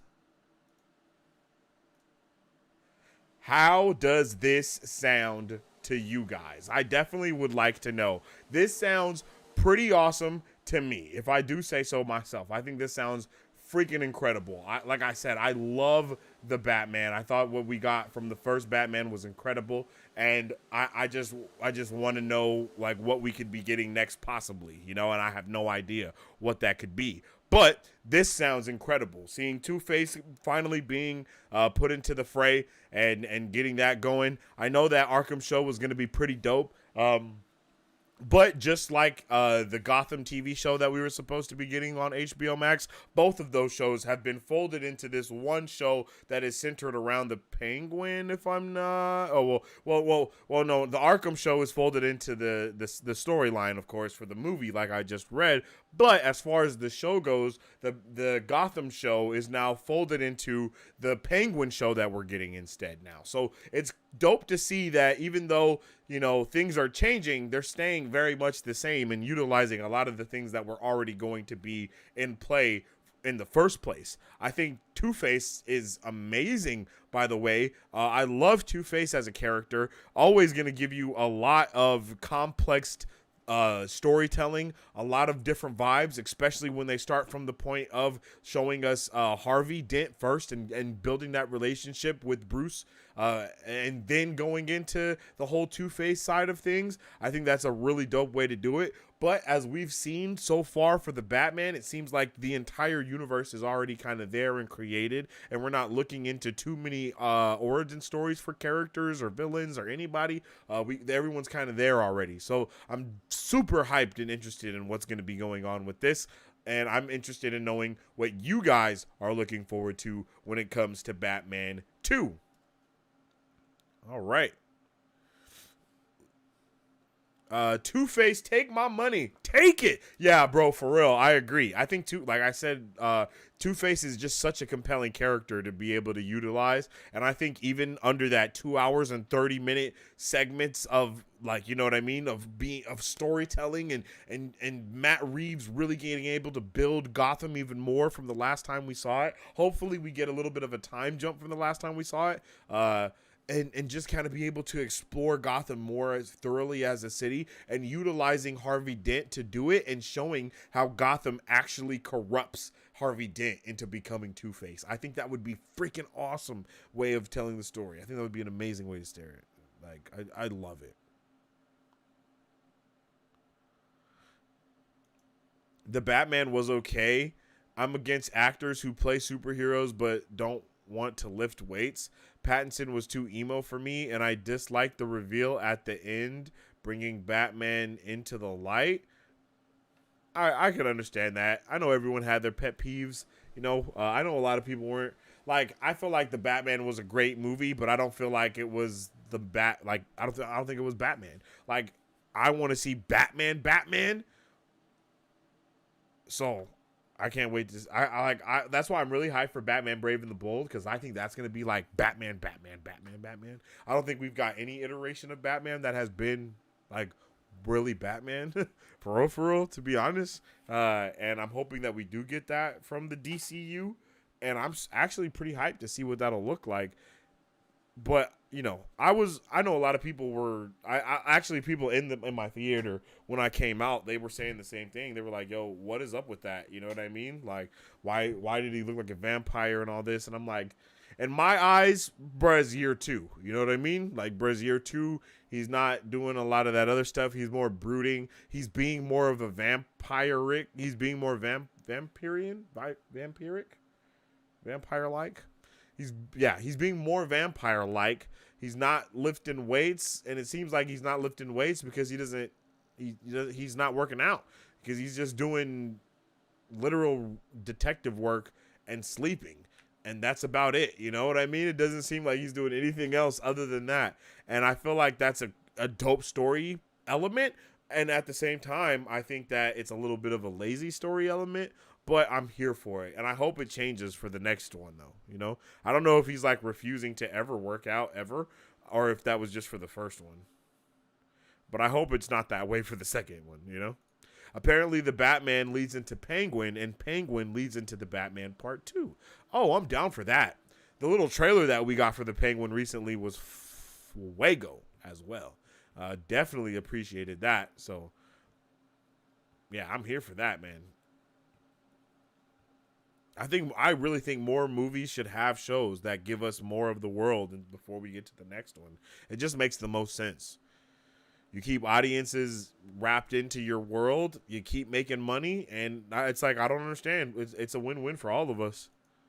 I refuse to believe that little dude was beating up all of those people overnight and was just letting people shoot him instead of getting out of the way. But they can always self-correct with the second movie, so there's hope.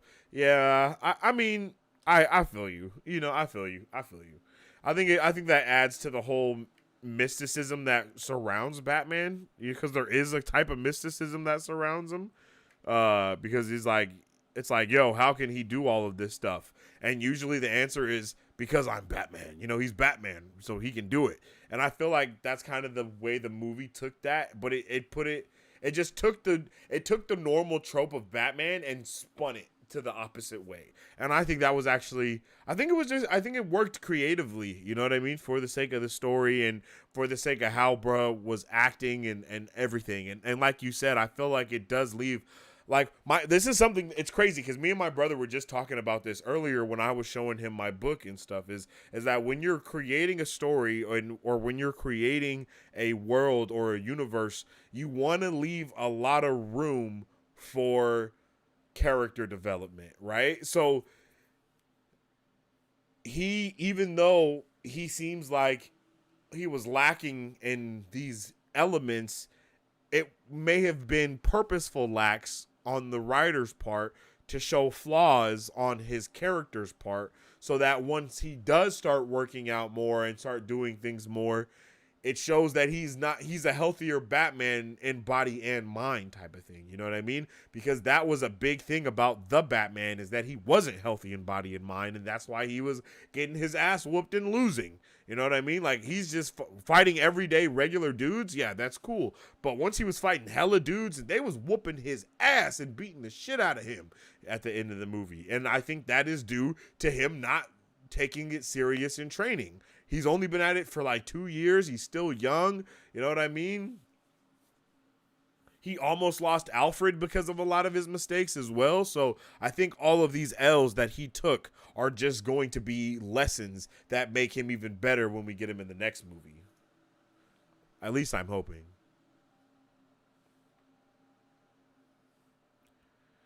At least that's what I'm hoping for.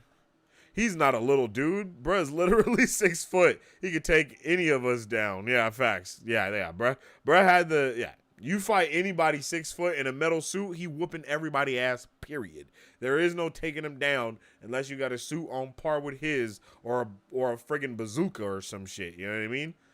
The Penguin was amazing in Batman. He was one of the best characters in the movie. Couldn't believe it was Colin Farrell. Catwoman was good too. Yeah, I agree. I couldn't believe it was Colin Farrell either. He did such a fantastic job, and I'm so happy that we're going to get more of the Penguin in the form of that show. And that little snippet that we did see from the Penguin looked incredible. It looks like they're really going to be putting a lot of that same love and care into the show as they did for the movie, and that is just something that I am all the way here for. 10 billion%. 10 billion%. All right, so that is it for that scoop covering the Batman, and we're gonna just keep chugging right along into the next one, and our next scoop is regarding Supergirl. Our last Supergirl update, Mike Beasley shared that Sasha Cale would return for the Flash sequel, and her solo film should that happen, and Gunn would cast his own Supergirl for DCU. That has changed, yo. That has changed, apparently. As of right now, Sasha Cale is also Gunn's DCU Supergirl. The studio loves her and her performance in The Flash, and feels she could be a beloved character coming out of this film. There's also another person for this optics.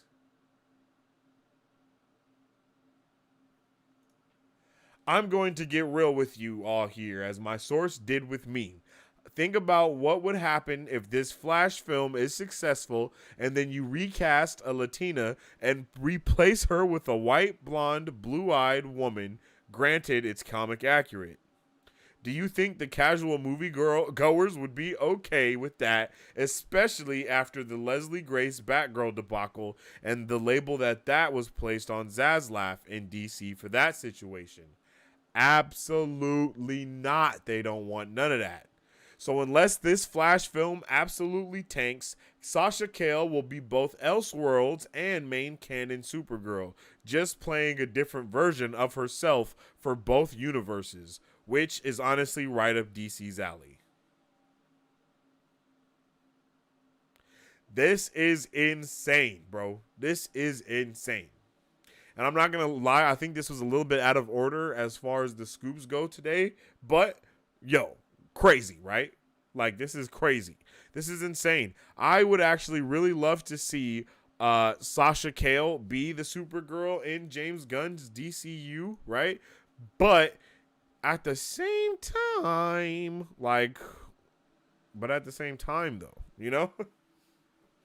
At the same time, though, this is definitely going to be very confusing for her playing the same person, but not the same person on both Elseworlds and DCU content. Am I here for it, though? Yes. Because I think Sasha Cale did a good job. And honestly, I'm kind of furious that we didn't get to see more of her in The Flash. I think we kind of got played out of seeing Supergirl in The Flash. No cap.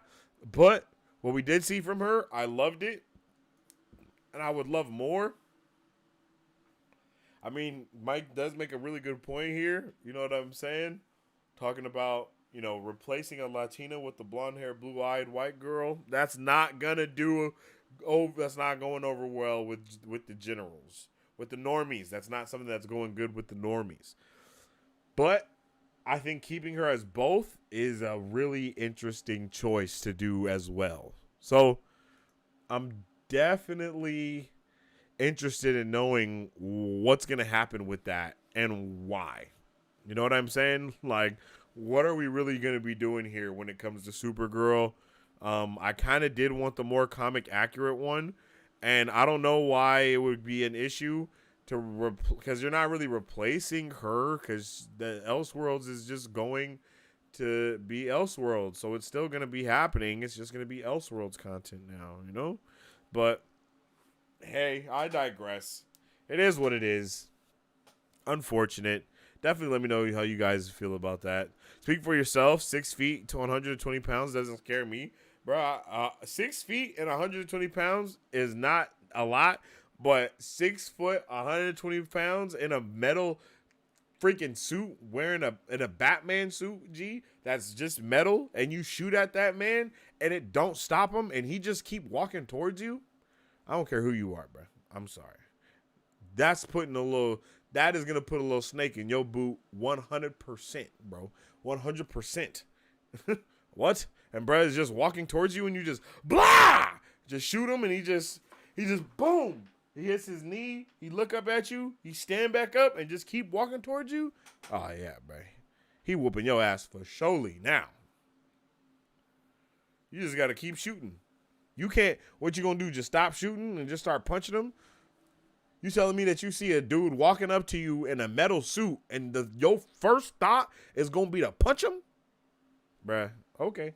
Let's see how that goes over.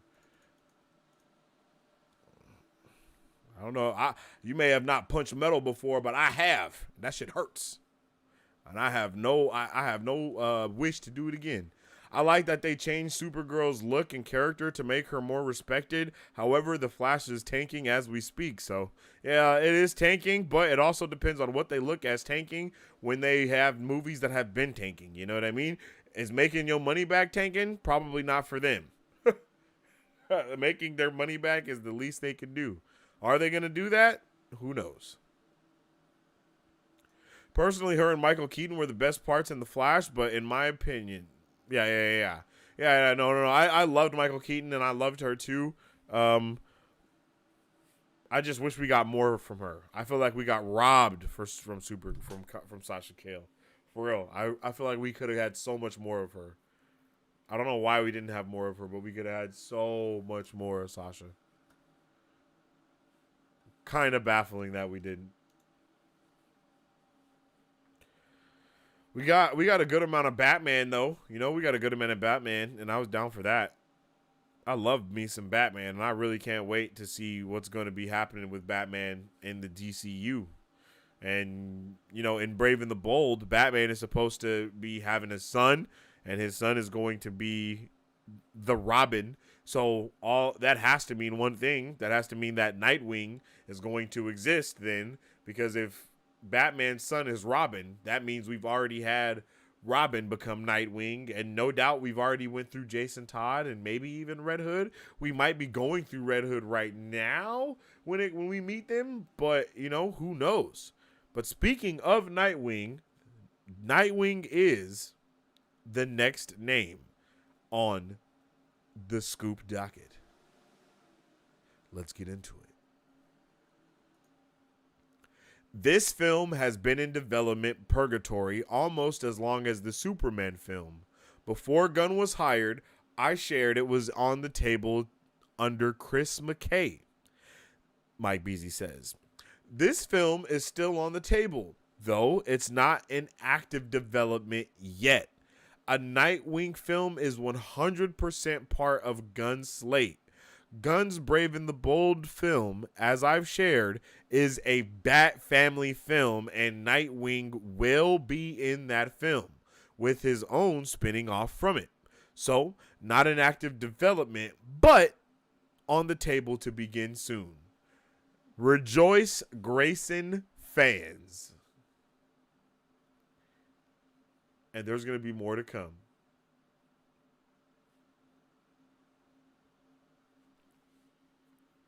I am hype for some Nightwing, yo. I love Nightwing. I love Grayson. I think Grayson's amazing.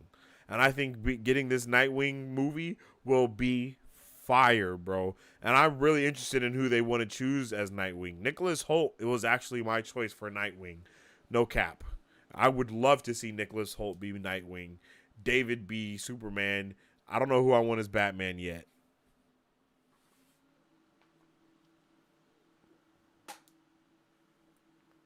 But I would love to see that. And while we're at it, let's just throw Leslie back in there as Batgirl for the DCU and just fold those movies over. You know what I mean? Like, just make that universe into what we were gonna do over here. We're gonna have the Bat fam anyway. We already got a bat suit for a woman. She's black. Throw all you know what I mean? Throw all of those things in the pot. Throw it all in the pot and make it happen. I'm down for that, 100%.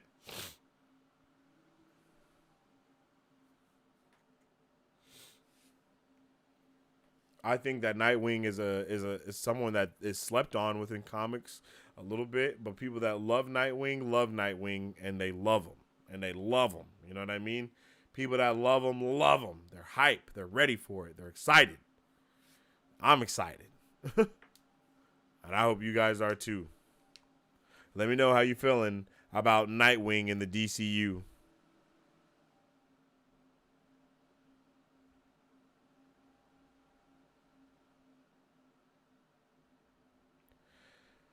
And with that, let's move on to the next thing on the docket.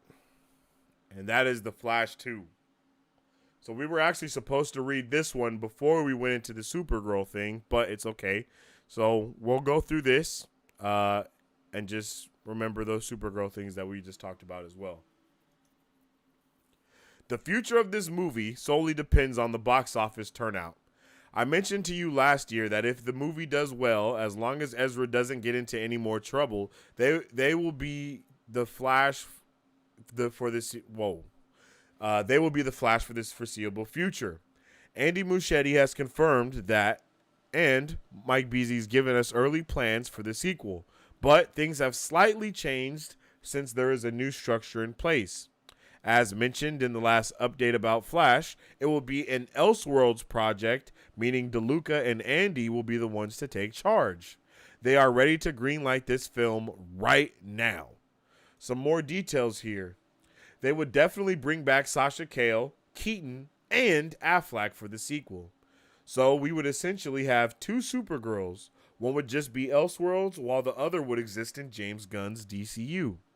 Flash would be the connective thread, as he would be able to cross over from DCU and Elseworlds into the DCU, appear in those projects as well. Are you ready for more Batflick? Because I know I am. The sequel would also be the setup for Batman Beyond, with Michael Keaton teaming back up with Tim Burton.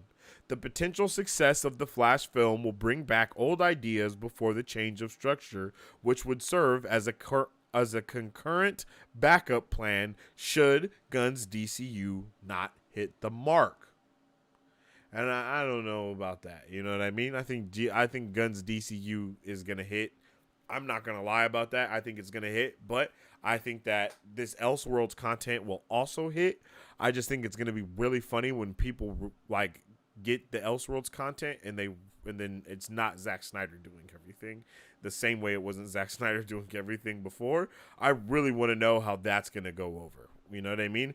Like, imagine they sell the Snyderverse to Netflix. They do all of this stuff, but Snyder still doesn't really do anything with it the same way. I don't know, man. You got him doing his own universe over there already. Is he probably hyped to do it? Hell yeah. Will he probably input on creatively? Hell yeah. I think Zack Snyder, if they do this Elseworlds thing, he should be like the Kevin Feige guy. You know what I mean? And really help them get that world all together overall. And if this does happen, if Snyderverse is sold to Netflix and they pick it up and all of that, and then the fans are still mad at the stuff that happens, like, what do we do at that point? You know what I mean? Like I've been saying, I'm a little nervous that DC might be a ruined commodity at this point. I'm hoping it's not, but I think it may be possible. And that may be one of the reasons why we will never see another one of the movies connected to this Snyderverse in theaters, because of the proverbial fandom and how psychotic things have become. But who knows? I honestly think the Flash 2 would be a W.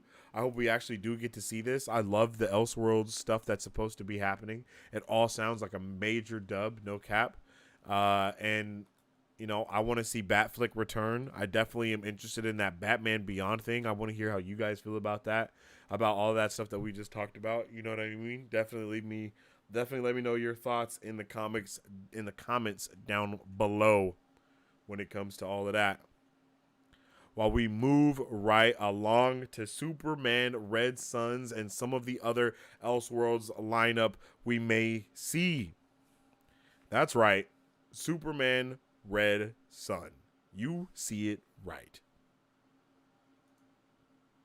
A film that is still in the plans for Elseworlds.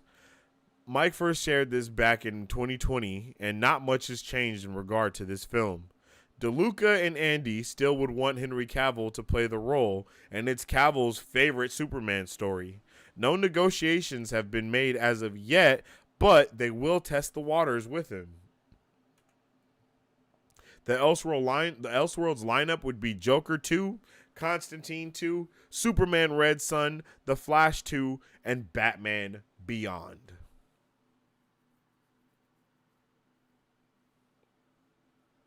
I think this sounds insane for an Elseworlds lineup. I am here for all of it.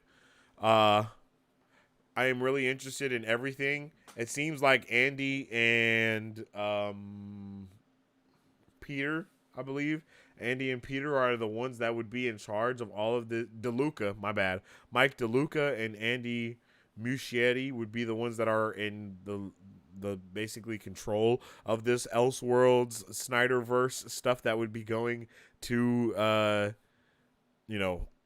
going over to Netflix. And I'm just interested in knowing how much of, like I was just saying, how much will Zack Snyder be involved in these things, in the things that are happening? Like, is he going to be a big involvement in it or not?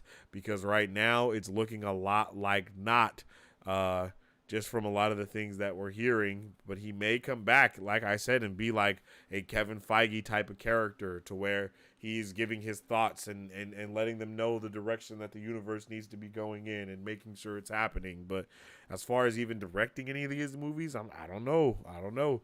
Maybe if we do get another Justice League movie, maybe he'll come back and direct those big ones and then just let Andy and whoever else do the smaller ones. But I don't know. I mean, who knows? I would love to see all this stuff come to Netflix, though. I honestly think Netflix and or Prime would be the best place for Snyderverse. It's unfortunate that's what that means, but I don't think Snyder fans show up to theaters enough for the Snyder stuff to, be in the theaters. I think that WB will cancel it a lot faster if it's in theaters, because I don't feel like Snyder fans are going to show up for whatever reason, and yeah, man, I think just getting into the Elseworld stuff is a vibe to get into, and I'm here for all of that.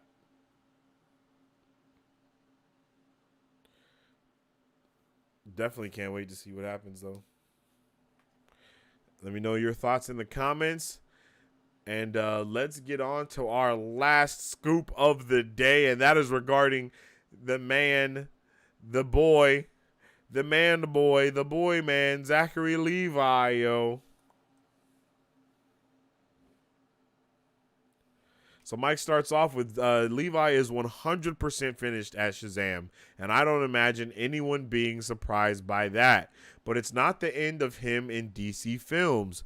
There have been 2 roles in discussion for him to return as. One being the voice of Krypto in Superman Legacy. Yes, Krypto will talk. We should know about that already. We've talked about it. Or Ted Kord, a.k.a. the original Blue Beetle.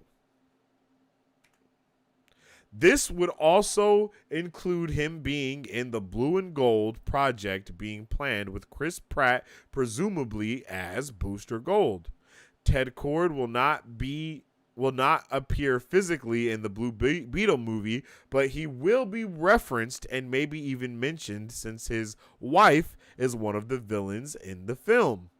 How is Levi still employed? Easy. He and Peter Safran are really close friends. They're going full-blown nepotism over there. And guess what? I'm here for every freaking ounce of it. I am here for every single ounce of it, yo. I'm not gonna lie. I'm here for all of it. It all sounds good. It all sounds like a good idea. It all sounds like a wonderful plan because of many reasons.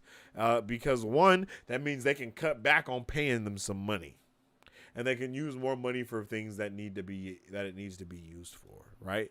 If I get all of my friends together to make a movie, guess what? I'm not paying y'all. No, I'm just playing. But they're not going to get paid the same amount of something. That's, you know what I mean? Because they're my friends and they know that I need to kind of get this movie made, and maybe they'll get some royalties on the movie instead of getting paid up front for the movie. And that's how a lot of things in partnerships and relationships are built, off of deals like that of, I can't do this, but, I got you for this and that, So I'm here for it. I'm down for it. I think it's a really good idea for them to use Zachary Levi in one of these ways, either as Ted. I think Ted Kord is more of my go for it, rather than hearing his voice as Krypto the Superdog. I don't think I want that at all, to be honest. Like, not even a little bit. So yeah.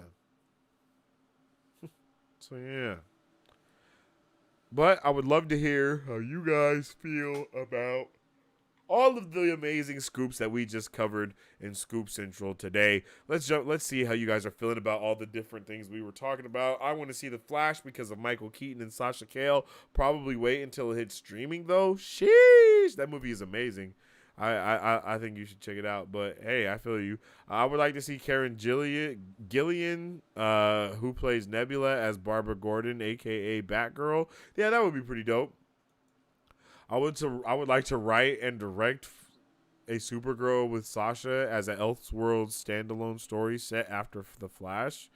And the villain for my Supergirl film would be Brainiac, and have a little cameo of Michael Keaton or Ben Affleck. Yeah, that sounds dope. I think Cavill makes the most sense for Red Sun. Hyped to see that if it happens. I agree. Red Sun would be better for Max or Netflix. Yeah, I think Netflix will get most of the Elseworlds properties, but I know it's not outside of the realm of possibility for these projects to get sold to other platforms as well. So just be ready to see that kind of possibly happen. The title would be Supergirl Eternal War. That's pretty dope. The ending will be a bunch of heroes helping her fight Brainiac and his army in the final battle. That would also be dope. Yeah, man, I think a lot of that shit would be raw. I'm really interested in knowing what they're going to do with basically everything when it comes to the DCU, the DCEU, Elseworlds, etc., etc., etc. I really want to know what is that all going to look like the further we get within these stories. Within all of these stories, you know what I mean?